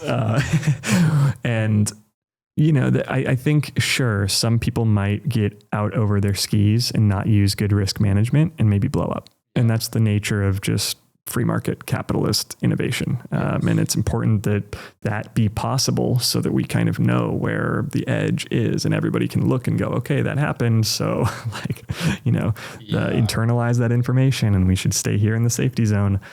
But I think what could prove true is that a lot of people are seeing these Bitcoin Treasury companies scoop up Bitcoin aggressively, and they're worried that this is some unsustainable bubble. And maybe it is. Maybe there's some downturn and some of them become net sellers over the next year or two or three. But I think the much more concerning bubble is the spin-offs that are trying to do corporate strategies to accumulate all of these altcoins. Like there are companies popping up now doing Solana treasury strategies and Ethereum treasury strategies. And Tom Lee from Fundstrat was on the news yesterday saying that Ethereum. That. I think Matt Kratter retweeted it. Retard of the day. Yeah. I fell out of my chair laughing so hard. Yeah. So that, in my view, is like, that's the unsustainable bubble. That's the garbage. That's the nonsense. That's the distraction that everybody needs to like set aside. Hopefully it's not even short-term lucrative for them. Maybe it will be, maybe it won't. But I think companies that are accumulating sound money aggressively might end up fine. And in hindsight, it might actually they might end up in a fantastic position where they're the new banks, they're the new capital allocators, because they were the ones who saw all of this potential. It's like seeing a field of gold deposits, and you have, before anyone knows that gold is valuable, and you're just going to accumulate it as fast as you can. And there will be these other companies that are trying to go after tungsten and other metals, which would be like the Solana and Ethereum, companies in that analogy. But I think if you just focus on accumulating gold, and you're right that gold is going to be incredibly valuable in the future, then it's probabilistic that it'll be a good bet for you. Yeah. Would you agree with the idea that as long as these treasury companies are honest, they'll probably succeed, and if they're dishonest and over leveraged, then they are increasing the chances that they get blown up? Yeah. And over leverage, the more leverage, the more potential for blow up. Absolutely. And there's all kinds of, corporate finance details that are above my pay grade on how the company is, like how the debt that they're taking on is structured. And hopefully these are long duration bonds or loans that they're using that are not callable, or that have very low margin call prices, if a margin call price does exist in any form. But yeah, I think, if you just kind of put the hat on of a business owner who's thinking about, what does this mean for me and what should I be doing now and in the coming years? I think a reliable strategy is just, if you have profits, if you have like revenue and cash flow, carve out some of that and allocate it to Bitcoin, and avoid the risk of leverage, avoid all of the complexity that these big corporates are doing.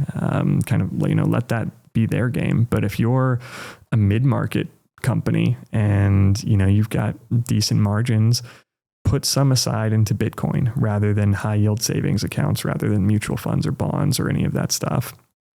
And then there's no margin call price. There's no, if Bitcoin plummets 50%, then you're in a position where you're not going to blow up, and you have the option of increasing your allocation. Yeah. So we at Castle, we haven't been live for very long. We onboarded our first customer in October of last year. And so we've got, it's like at these restaurants or accounting firms, places that are using our software, every time one of their customers pays them, like swipes a credit card, some percentage is just going into Bitcoin automatically behind the scenes. And even though it's a small kind of short-term data set, one encouraging thing we've observed is nobody on our platform has been selling during downturns. And actually, it's the opposite. We see the slider bar of what percentage of revenue they're allocating go up when the price goes down. Yeah. Because they're thinking about it as, wow, this might be a chance to accumulate more of this valuable asset, to own a bigger slice of the world's future monetary base. And we're doing our best to educate them around and orient themselves in that way, where they're thinking about it with a long-term orientation, and kind of staying on the straight and narrow. And how are these businesses finding you? I mean, it's an assumption here, but they would have to have that light bulb moment to a certain degree, like, oh, maybe I need some Bitcoin on my treasury. Are you marketing at all? Or how is Castle going about that? we've only started getting loud about stuff in the last couple weeks. So Seems like pretty good timing. Yeah. It's funny too. Like last year when my co-founder and I were trading text messages about strategy, we're like, what should we call this way of doing things? Is this a Bitcoin reserve? Is this a Bitcoin treasury?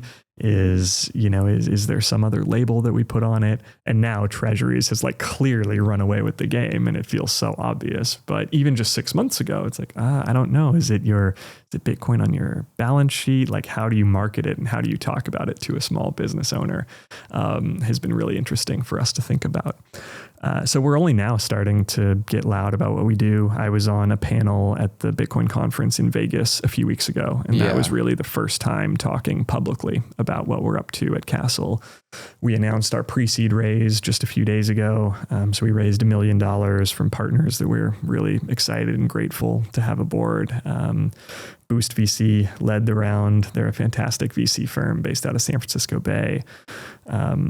Eric Yakes, who I know is a friend of the show, his firm is awesome to have involved, and others. Winklevoss Capital are backers of ours too. So we're grateful to have good partners who believe in the mission, and now we're telling people that we exist and what we're all about, and just trying to keep our North Star day to day on how many business owners can we make life better for.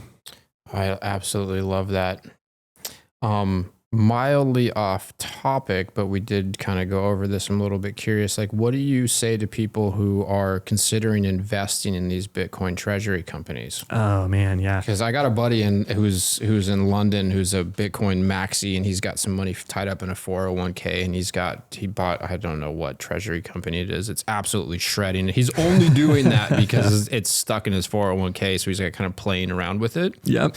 But I kind of think about it from the perspective of like, seems almost greedy maybe, or it seems like almost an extension of the altcoin universe, where it's like, oh, I'm going to catch 1,000x on one of these things, and I'm going to outperform Bitcoin, in which I don't know how probable that is. Same. Yeah. I'm not touching much of that stuff. I have some MicroStrategy exposure, which we've had for a long time. And it was just kind of, in retirement accounts, and it was the first one to market. And I think it's clear that Michael Saylor and his team are giving this a level of thought around like how they structure the capital of the business and all of the financial engineering that they're doing to give different pools of capital away to get Bitcoin exposure. Like, they're not phoning it in. Those guys, it's very serious risk management on his side. But I would say generally get a stack of Bitcoin first. Just make sure that you have spot Bitcoin, like buy Bitcoin, ideally run your own node, but I know that's probably a tall order for a lot of people who aren't deep into this space yet. But get Bitcoin and control your own keys and have that be kind of your base. And then, the risk reward of holding a Bitcoin treasury company compared to Bitcoin itself, your own keys, there's just no comparing them. It's so much stronger a guarantee of owning something important in the future if you just have the keys to your Bitcoin. Yeah, even Saylor will tell you that. Buy the underlying asset. And if you can't, I have products available. Yep, exactly. Yeah. And that's why, that was a big part of our initial exposure to MicroStrategy at our family, was like, well, we have this money that was kind of borderline forgotten about in an account. And I think it was before ETFs were even available for the firm that we used. And so we were like, it'd be a bunch of penalties to move it from retirement accounts and do it directly into Bitcoin. So we kind of saw MicroStrategy as just a proxy for Bitcoin exposure. Yeah. But yeah, I think you nailed it. It's like there's so much more risk when it's a corporation. You have a CEO, you have a company, you have an entity, you have jurisdictional risk. The CEO of your company can get hit by a bus, or smoke a blunt on Joe Rogan, or that. Yeah, all kinds of things. Get caught with a hooker or something. Yeah, boom. There's so much structure and so many humans and people that the surface area of stuff that can go wrong and impact your investment is just much greater than holding Bitcoin. Yeah. So yeah, I'd say get a stack of Bitcoin that you feel good about and lock that in and spend time securing it properly. And then think about these other things. Then think about angel investing into startups. Then think about buying Bitcoin Treasury companies in hopes of outperforming Bitcoin. And maybe you're right, maybe you're wrong, but do it in such a way where you'll sleep okay at night in either of those. Yeah. And being a rather conservative individual, Bitcoin has been shredding. Like, how much better do you need? You know, it's like, I mean, I could understand investing in companies that are doing cool things that you want to see succeed. Yep. You know, that's different from like, I'm trying to get wealthy as fast as possible. Yep. Which doesn't seem to, you know, historically, especially in the altcoin space, hasn't been working out too well in Bitcoin terms. Yeah. It's like, I think about this all the time. I'm like, what? Bitcoin is killing it. It's absolutely killing it. It's like, it's the winning strategy. It's the easy strategy. For me, when I got rid of all my cash and my gold and silver, and I had a geographically distributed multi-sig, because I had to worry about, you know, being robbed, raided, fires. And conceptually I knew how big of a deal it was, but it was such a monumental relief. Yeah. That, and it's performing so well. You know, it really is. Human psychology is funny that. Yeah. You get something that performs great and suddenly that great becomes your baseline. And then you need to go seek alpha beyond that. One of my highest health priorities is keeping my brain in top shape. To take care of my brain power, I do many things, such as striving to read, write, exercise, and meditate daily. One of the latest tools in my brain power toolkit is MindLab Pro. MindLab Pro is a nootropic supplement that is scientifically proven to enhance your brain power. When I take MindLab Pro, my mind feels like it has a better grip on the world, my thinking is more lucid, and the articulation of my speech is radically improved. MindLab Pro has been tested in rigorous, double-blind, placebo-controlled human trials and has been proven to enhance brain power for users in every age group. MindLab Pro is an advanced formulation of 11 nootropic ingredients and is backed by research from over 1,400 human trials conducted over the past 32 years. So if you're looking to enhance your brain power, MindLab Pro is an excellent solution. Go to mindlabpro.com/breedlove to start enhancing your brain power today. Again, that's mindlabpro.com/breedlove. If you're listening to this podcast, you probably get it. You get that Bitcoin upends everything that state-sponsored schools teach us about money. For those who get the importance of Bitcoin, it is important that we have a smart way to buy and hold Bitcoin. My friends at Coinbits, the oldest Bitcoin-only exchange in the United States, have pioneered the concept of roundups, which converts your spare change into Bitcoin. Simply connect your credit or debit cards, and your usual purchases are rounded up to the nearest dollar, letting you stack sats on every purchase without even thinking about it. Coinbits also provides a terrific self-custody experience. Connect a hardware wallet for automatic withdrawals into cold storage to minimize your risk and stay sovereign over your Bitcoin. My favorite Coinbits feature is Coinbits Plus, which gives you the best exchange rate on Bitcoin. It even gives you real-time feedback on how well you are doing on your savings plan. With Coinbits Plus, power users can save more money to buy even more Bitcoin. All that, plus peer-to-peer cash and Bitcoin payments, target orders, price alerts, and more, means Coinbits can help you do almost anything you need to do with Bitcoin. So go to coinbits.app/breedlove to sign up today. Again, that is Coinbits, BITS.app/breedlove.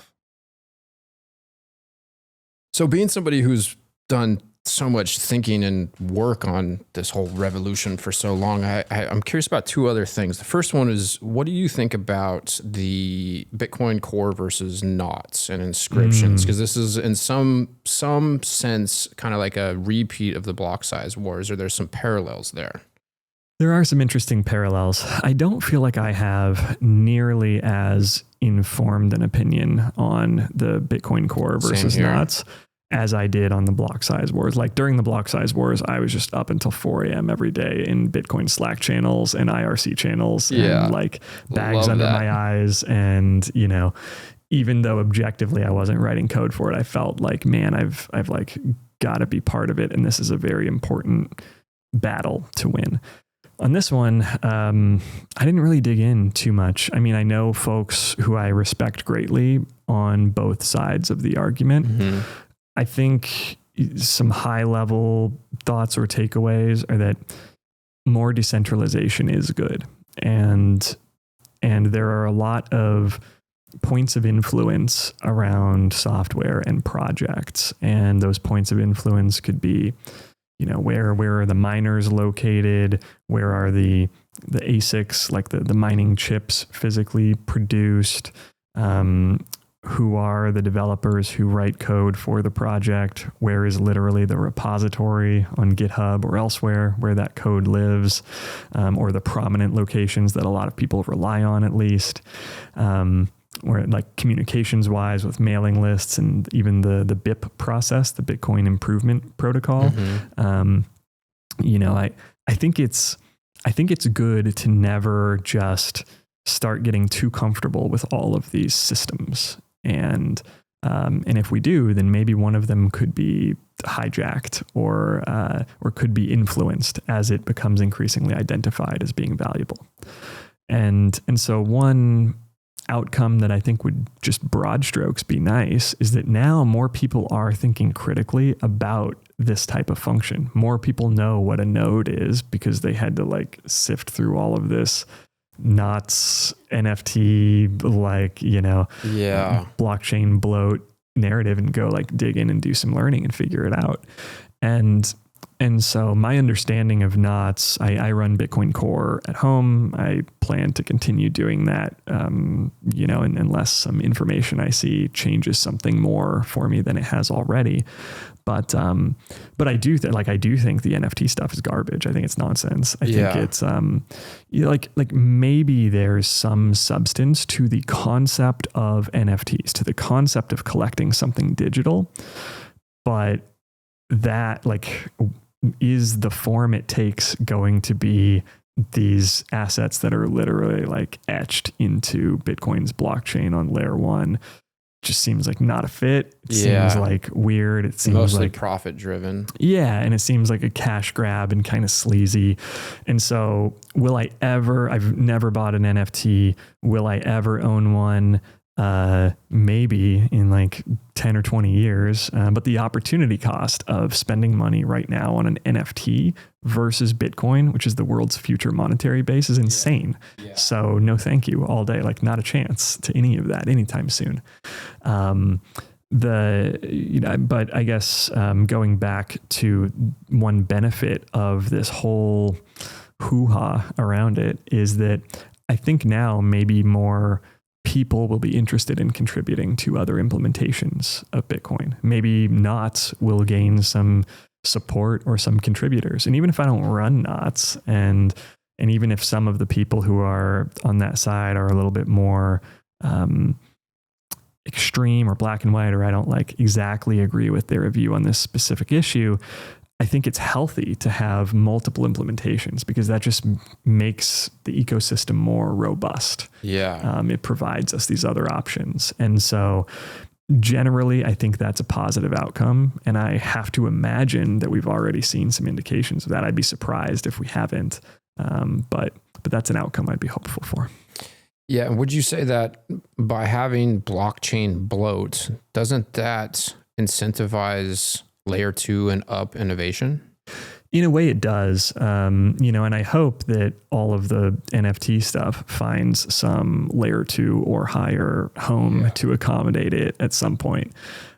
Because the blockchain itself is just like, it's almost this tragedy of the commons where you have limited capacity that is intended for some service, where it's maybe being money for the world and allowing individuals to transact in a censorship resistant way. And I'm making this analogy up off the top of my head. So have mercy in the comments, but it's, I think it's like, if you were hosting some event, like for some charity or fundraiser or cause you thought was important in the world, and then and there are like 10 seats available or 100 seats available, but it's some fixed number. And yes, it's a public event. So in theory, anyone can come. But if somebody comes in and they just like have a megaphone and they're just like shouting and they have neon lights and they don't let you actually like do what you want to do and the other people there want to do and what the system was kind of designed for, then that's annoying and that sucks. Big time. But then, other side of the coin is like, Bitcoin is this neutral tech that just is out there existing. And so if it's too easy to prevent anyone from doing something on it, then that is also problematic. Yeah. Okay. And so it's this like delicate balancing act or almost zen that I think you need to find somewhere in between of accepting that people are going to do some stuff that is annoying and nonsense. And that kind of comes with the territory when we're building censorship resistant systems. Yeah. I mean, yeah, I love that. I think about it in some ways, kind of like Bitcoin it's this masterpiece. We don't need to draw dicks and monkeys on it. It's like, and then also like, maybe this is fear-based, but I'm like, okay, like, we're in the midst potentially of changing the direction of our civilization forever. Can we just not mess it up? Totally. Just don't want to mess it up. So much is at stake. It's such a big deal. So that's the part of me where I get concerned just because I'm driving here to work today. I had an emotional moment just thinking about all of the injustice in the world, the bifurcation of our society, this have not have yachts world that we're finding ourselves in the midst of. It's like, can we just fix the money and then you could sell monkeys all day long? Yeah. I don't care. You can sell whatever you want, but can we just save the fucking world, please? Totally. End the Fed and then I'll buy an NFT. Totally. Yeah. Oh my gosh. Okay. So then I have another question for you. What are your thoughts on, state adoption? I listened to a podcast with American Hodl, I love listening to Hodl. Big fan. And, he was in Vegas. He was talking with Danny, What Bitcoin Did's the podcast. And he was kind of talking about his thought process around state adoption, potential co-opting of Bitcoin generally. And I might mess this up a little bit, but he's like, obviously if this is going to be the new financial system for the world, the state's going to have to get involved. There's going to be fiat or old world dishonest games that are going to be played. And it's probably better that we move through that sooner than later. Yep. And so what are your thoughts around the SBR, the government buying 1 million Bitcoin in a budget neutral way? Do you think that this extends some of the problems with fiat? Do you think it makes things better? Is there a smooth transition? I know that's kind of a lot there, but what are your thoughts on all of that? Yeah, really interesting territory to unpack. I think me of today has different thoughts on that than I would have, especially 10 years ago, but even 5 years ago. Mm-hmm. I used to be pretty loud about being an anarcho-capitalist and voluntarist and very much, against any type of central authority or coercion when it comes to government. Taxation is theft, all of that. I still, lean a lot of that direction, still very libertarian, still very small government. But I think the value of some structure and rules in society that people can, understand and embrace when they choose to be part of that community is nice and is important and allows for social cohesion. And those types of societies with that structure will generally flourish and be more comfortable and probably, I don't know if outperform, that almost sounds too businessy, but they will probably do better than places that are just absolute free kind of chaos of no rules and, not even like a government funded court system, and everything would just be like a free for all kind of experience. The guy who's going to make the rules in that scenario is going to be the one who's got the most guns. And maybe that's not so ideal.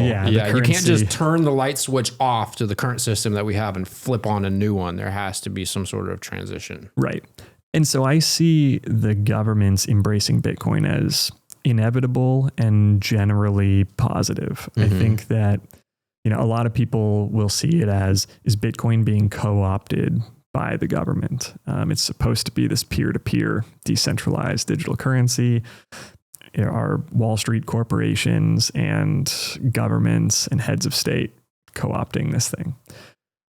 And I'm optimistic that that's not the case. We should absolutely stay vigilant about it. That is a strength and unique attribute of Bitcoin relative to all the other crypto projects and other assets you can put money in. Is we're like a paranoid, crazy group that does not trust anyone and is skeptical of authority. And that's a feature, not a bug. Totally. So all that said, the way that something becomes money is this progression through storing value and then becoming a medium of exchange and then becoming a unit of account eventually. And really the only way for us to make it through the store of value phase, if Bitcoin does succeed at being global money, is number go up. It's the value of Bitcoin increasing. That is an inherent part of that journey that cannot be avoided. And if Bitcoin's value in fiat terms remains flat, it's a sign that we are not progressing. We are not advancing in moving the world towards a Bitcoin standard. Because it doesn't matter as much if some small group of Bitcoiners in some geography, maybe they transact peer-to-peer in Bitcoin in a censorship-resistant way. And that's fine, and that's great. I don't want to discourage that. That's happening in important places, and people are doing great work to enable it. But I just think that Bitcoin can do so much more than that. It can, not just be freedom for a small group of philosophically aligned hardcore people who want to go deep and opt into this, but it can also help us free everyone globally from the shackles of central banking, even the people who aren't philosophical about it because they don't understand it. They don't know about all of this. They don't know what central banking is or where a dollar bill comes from. The beauty of it, though, is they don't need to. Exactly. They just need to know, hey, I don't want to be poor, lied to, stolen from, and poisoned. Yes. And I'm going to buy this thing that's going to rip, and I'm going to be able to not have to deal with those issues to the same degree, at least. Yep. And so I think if we're going to make progress towards freeing the world from that type of central banking tyranny, we need capital to flow into this asset. And luckily, Bitcoin is proof of work, not proof of stake. And so if you buy $1 trillion worth of Bitcoin, you don't suddenly get $1 trillion worth of influence over what the rules are and the ability to change the supply cap, for example. So the most damage that you can do is to market sell your coins, or of course you could do all kinds of, shady, fund developers to try to make changes and all kinds of things there. And so I just think it's inevitable. If states are going to continue to exist and be states, they're going to need Bitcoin. If the United States of America is going to continue to exist and function as a nation, it's going to need Bitcoin because Bitcoin's going to be the money. And so if we want to have social cohesion in that society around us in a country or a state that we're proud of being a part of that exists, then we should be advocating for our state to hold Bitcoin. And I think the ones that are first to embrace it are going to flourish and see the most upside. It's a lot like the internet in that regard, from my perspective. That's an analogy I find myself coming back to often, is whether you're talking about a business owner choosing to put Bitcoin on their balance sheet or a state or a nation. It's like embracing the internet in 1993 or 1994. Where it was still kind of fringe, it wasn't widely understood, but it turns out it was so transformative that you eventually had to do it. Yeah. And if you were one of the earliest to do it, then the upside was just incredible. And at the time, in the mid-90s, I was pretty young, but I was around, and I was starting to get into computers. It was very reasonable back then to think, well, I'm not a technology company. And so this internet thing is a computer thing. Yeah. And since I'm a restaurant or I'm a carpenter or I'm a painter, it's not relevant to me. They would just see it as a computer thing that computer people needed to pay attention to. But it turns out it's so transformative that every single industry needed a strategy around the internet. And if you were if you had a company that had nothing to do with computers, if you were the first plumber in your region to do online marketing, to have a website, to have an email address, you probably crushed it. Yes. You probably outperformed people who might have been better at fixing pipes than you are. And that is true for Bitcoin as well. There will be companies that do incredibly well and are strongly positioned for the next decade because they upgrade to better monetary technology, just like the companies that upgraded to better information technology in the 90s. So there's a very special place called the farm at Okefenokee. It's a 1,000-acre regenerative farm community about 45 minutes northwest of Jacksonville, Florida. The farm is a completely off-grid community. It has total food, water, and energy independence. Everything on the farm is 100% organic, and it even features wild boar and bear hunting.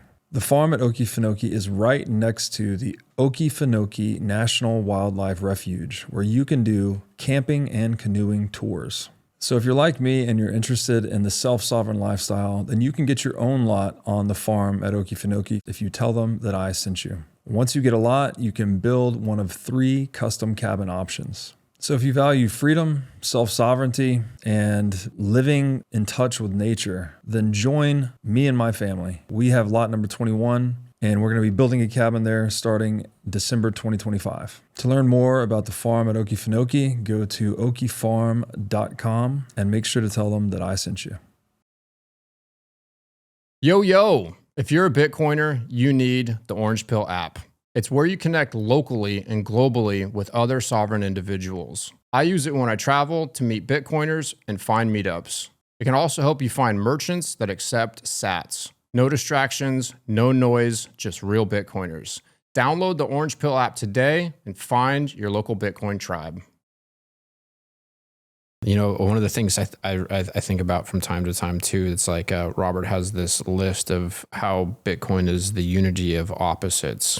And one of the things that he says is Bitcoin is a public utility that provides private property rights. Yeah. And I really like that. It's like, you know, I find in conversations when I'm talking with people who don't really understand Bitcoin or concerned that, I don't know, somebody's going to come in, central bankers are going to come in, they're going to buy a bunch of Bitcoin and they're going to have some sort of influence on it. It's like, well, nobody owns roads. Somebody might own that road, but nobody owns roads. Nobody owns the internet. Nobody owns Bitcoin. You can own some of the Bitcoin network, but the network is this publicly owned utility that's providing freedom and property rights. Anybody and everybody who interfaces with it. Yep. It is absolutely unprecedented. It is. Yeah. And this is hyperbolic, but I think about it, you know, a lot. I think this is one of, if not the biggest deal in human history. I agree, man. Yeah. And I think there's an interesting angle around how fast Bitcoin could happen. Yeah. So there's a chart that circulates on Twitter every now and then. It kind of makes the rounds every few months. And it's a visualization of different communications technologies, systems that have strong network effects. And it shows over the last few hundred years how quickly those technologies were adopted. And so you'll see things on it like the telegraph in the 1800s, and then the radio came later, and then 40s and 50s was like broadcast TV. And each curve gets a little steeper. Like it took a long time for the telegraph to kind of go mainstream. But then each subsequent innovation happens faster. And part of that is because you have the previous innovations that exist. Like you had the telegraph to talk about the radio, and you had the radio to talk about the TV. And now we're at this point where we have instant communication on, you know, Twitter or X, and we're all hyper connected to the internet through our smartphones. And so these lines of like tech with strong network effects increasing, and like now we're at the point where it's almost just going to be a straight wall up.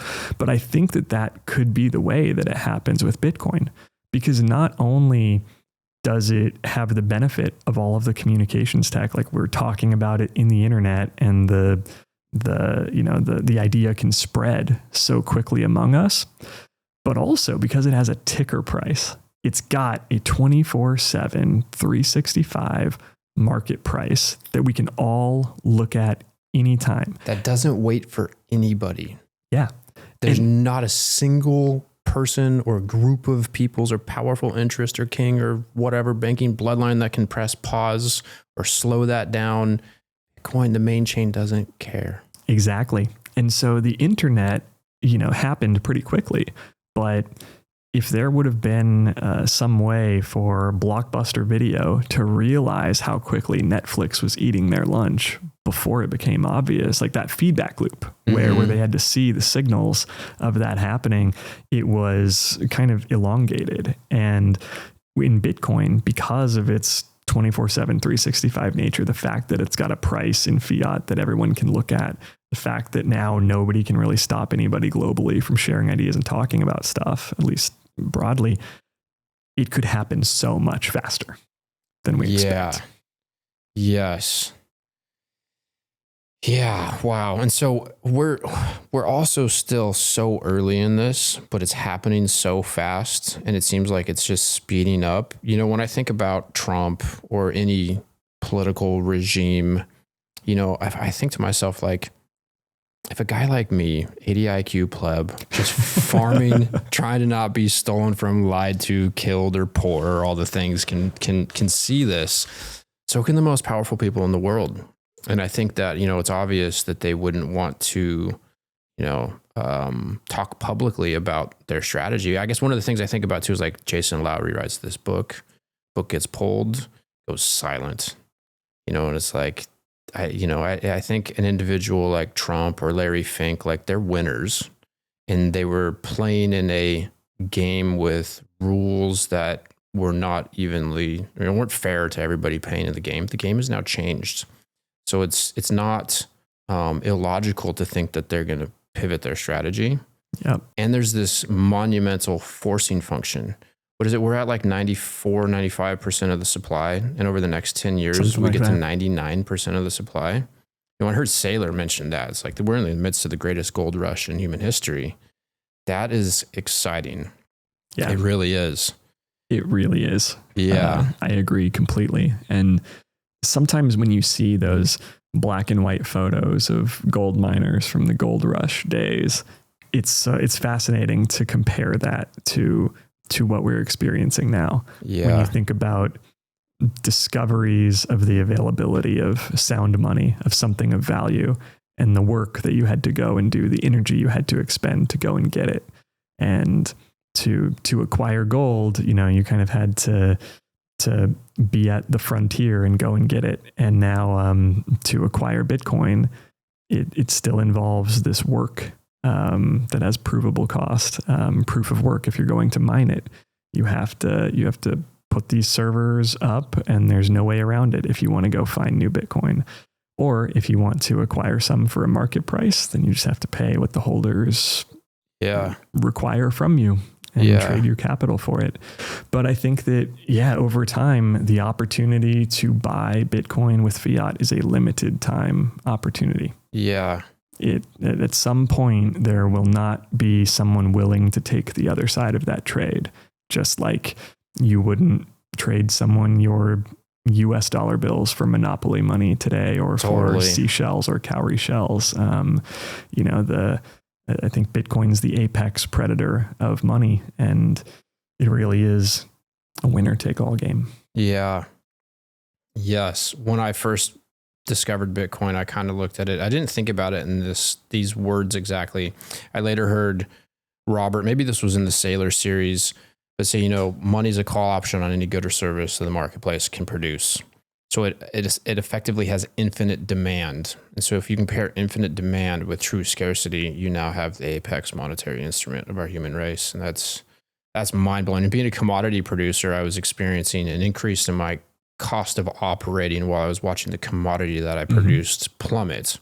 So it was a forcing function for me at the time to like have that aha moment. I discovered Bitcoin, and a month later, I got a license from the state of California for my cannabis business, which was a very vindicating moment for me in my life and like a dream come true. but also I realize this is an existential crisis. Yep. Like, yeah, I'm going to I got to pivot my strategy here. I don't want to die on the front lines of helping to fight against prohibition. I feel like cannabis doesn't need me anymore. The market is clearly getting what it wants. Supply is satiating demand. So I'm going to go ahead and embark on a new journey in my life. And so that's basically how I ended up here, which I'm very grateful for. Yeah.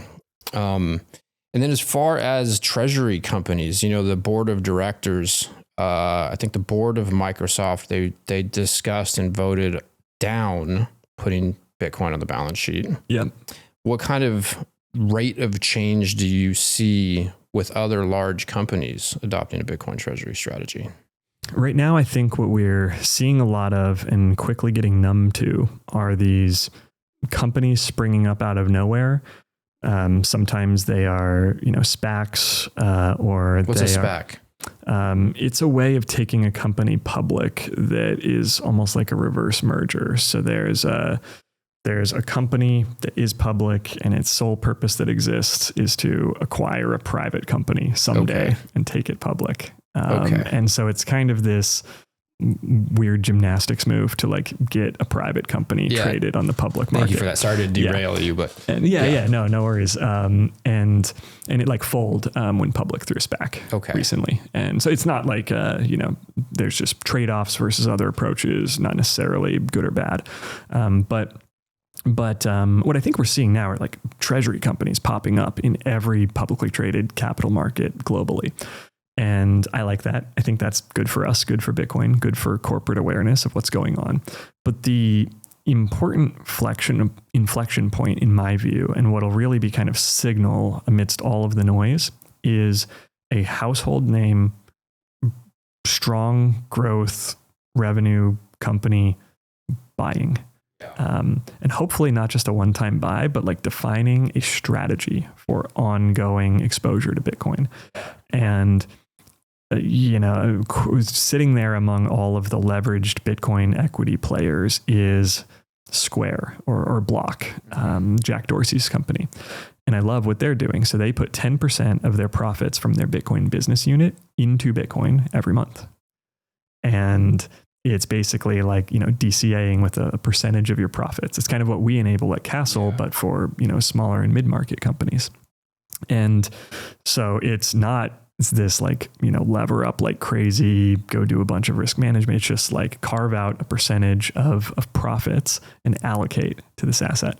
And what I expect to see certainly in the next 2 years, but I could see it even in the next 12 months easily, is a big household name like Costco, Amazon, Oracle, Meta, some of the Mag 7.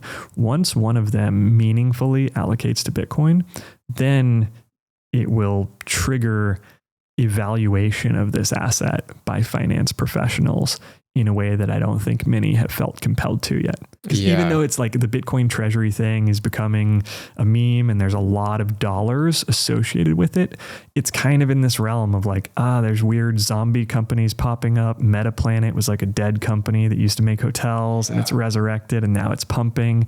And so it's just kind of this territory that I think strikes a lot of finance professionals as odd.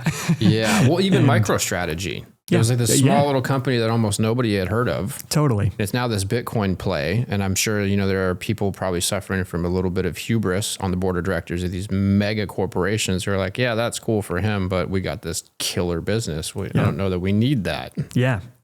And so what I'm really looking for is in the next year, a strong business that is a household name that just has credibility and trust associated with it, buying Bitcoin in a meaningful way. And I think once that happens, then it will trigger this going a lot more mainstream, a lot more quickly. And actually, if I had to bet on one, I don't know which one it's going to be. I certainly don't have any insider info, bit. It's fun. But it's fun to do on podcasts. A lot of people think Zuckerberg and Meta would do it because they have a lot of cash on hand, and Zuckerberg's got his like badass redemption arc that he's been going through with like jujitsu and MMA and bodybuilding and his nice tan and cool new look. So I would not be surprised if he did. And I think that'd be awesome to see. But I think Oracle is an interesting one because Oracle Larry Ellison has been I don't think he's CEO anymore, but he's certainly on the board and is very influential. He's also on the board of Tesla. And Tesla, holds $1 billion worth of Bitcoin. So he's certainly had visibility into that from the earliest days of when Tesla was evaluating it. And he's just kind of this like legendary Silicon Valley samurai guy who's hyper competitive and doesn't like to lose. And once it really sets in that this is kind of a game of accumulation, and games can be won or played in a competitive way, then I could see Oracle making a buy. Yeah. And if these large mega corporations, these somewhat centralized mega tech monopolies start to adopt a Bitcoin Treasury, doesn't that take a little bit of pressure off mom and pop to a certain degree? 100%. Yeah. Because for better or worse, it's very real human nature that we sort of look for authority figures, or at least these points of validation to figure out what to do, what decisions to make, where to protect our capital. And so I think every industry, prominent musicians buying Bitcoin and prominent CFOs talking about Bitcoin, every industry and every profession kind of needs someone that they can feel like they can identify with, who's validating this for them. Well, and then also actually the way what I meant more so though is like, if you're a big publicly traded company that's profitable, then you're less incentivized to gobble up your competition and put Bitcoin on the balance sheet. Yeah. That's interesting to think about the implications of. I mean, there's been a big game of consolidation for decades now going on, of fewer locally owned businesses that are really locally owned and operated, and more of everything being scooped up by private equity shops. And this became extra visible to me at Castle back in mid last year, like late 2024, when we started onboarding some companies in a private alpha sense. I just started going door to door because I thought it was fun. I was like, I like talking to people about Bitcoin. I like talking to business owners about what they're creating. So we were doing a temporary chapter in San Antonio, and I would just go door to door to businesses and just hit them up about this stuff like it was, door-to-door sales in the 90s or something.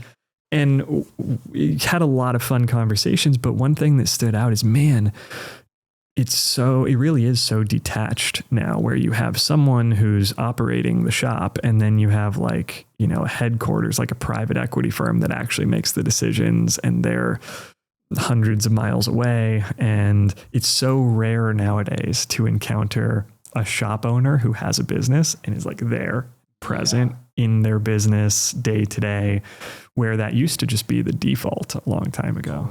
And I'm not saying that this is a inherently bad trend. It's kind of inevitable with tech, but it's true. And it just drove it home for me that, the incentive to keep your shop floor clean and have everything just be pristine and really high quality, and that attention to detail for creating a wonderful experience is often something that's in the owner of the company or the founder.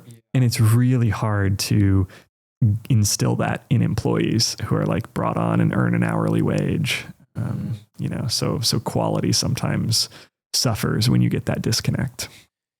Yeah, it's one of the many things I love about what you're doing with Castle. I mean, you're basically giving people, small businesses, a treasury that empowers them to just do what they're good at and what they love. There's so many people I know out there just want to, we interviewed a guy yesterday, Ben Justman. He's making wine. He made a comment. He's like, if I'm doing well, which I'm doing relatively well, I'm not going to expand. I'm just going to stay here with my 3.5 acres. I think they got another 3 acres that they're planting. And he's like, I'm just going to continue to make wine with my 6 acres, and then I'm going to buy Bitcoin. I love it. Shout out to Ben. He's a real one. I had thoroughly enjoyed beginning to meet him and chat with him. Yeah. I'm excited to listen to that episode. And I'm a big fan of his wine. Yeah.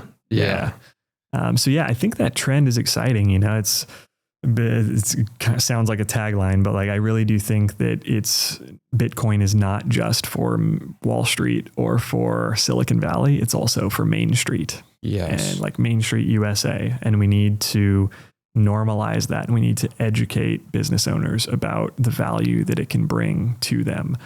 And I'm grateful to have a mission that feels so important to wake up and work on every day. Yes. Yeah, I absolutely love that.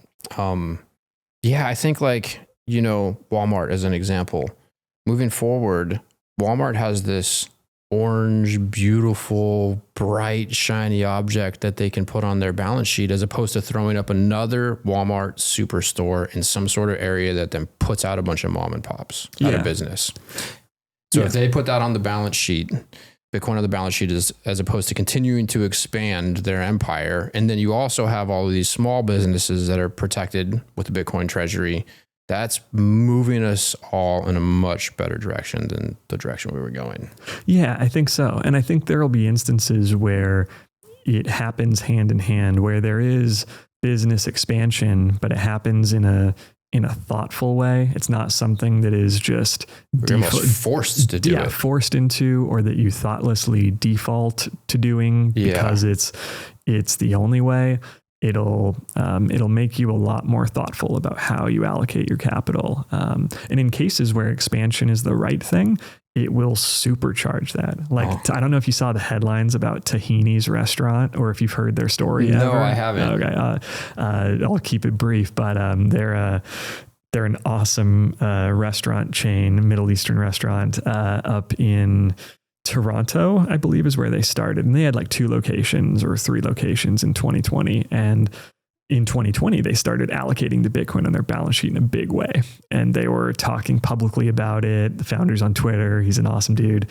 And now, fast forward 5 years, I think they have 35 plus locations. And they've just been absolutely crushing it. And a lot of that growth has been fueled by Bitcoin, enabling them to do more and just amplify their success.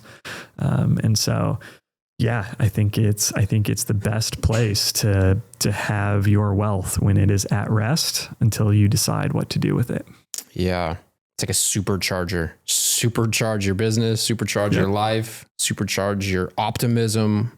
Totally. Yeah, it's incredible. So for small business owners or anybody interested in Castle, how can they find Castle? How can they go about getting involved, inquire more information? Yeah, we are savewithcastle.com and on social media at savewithcastle.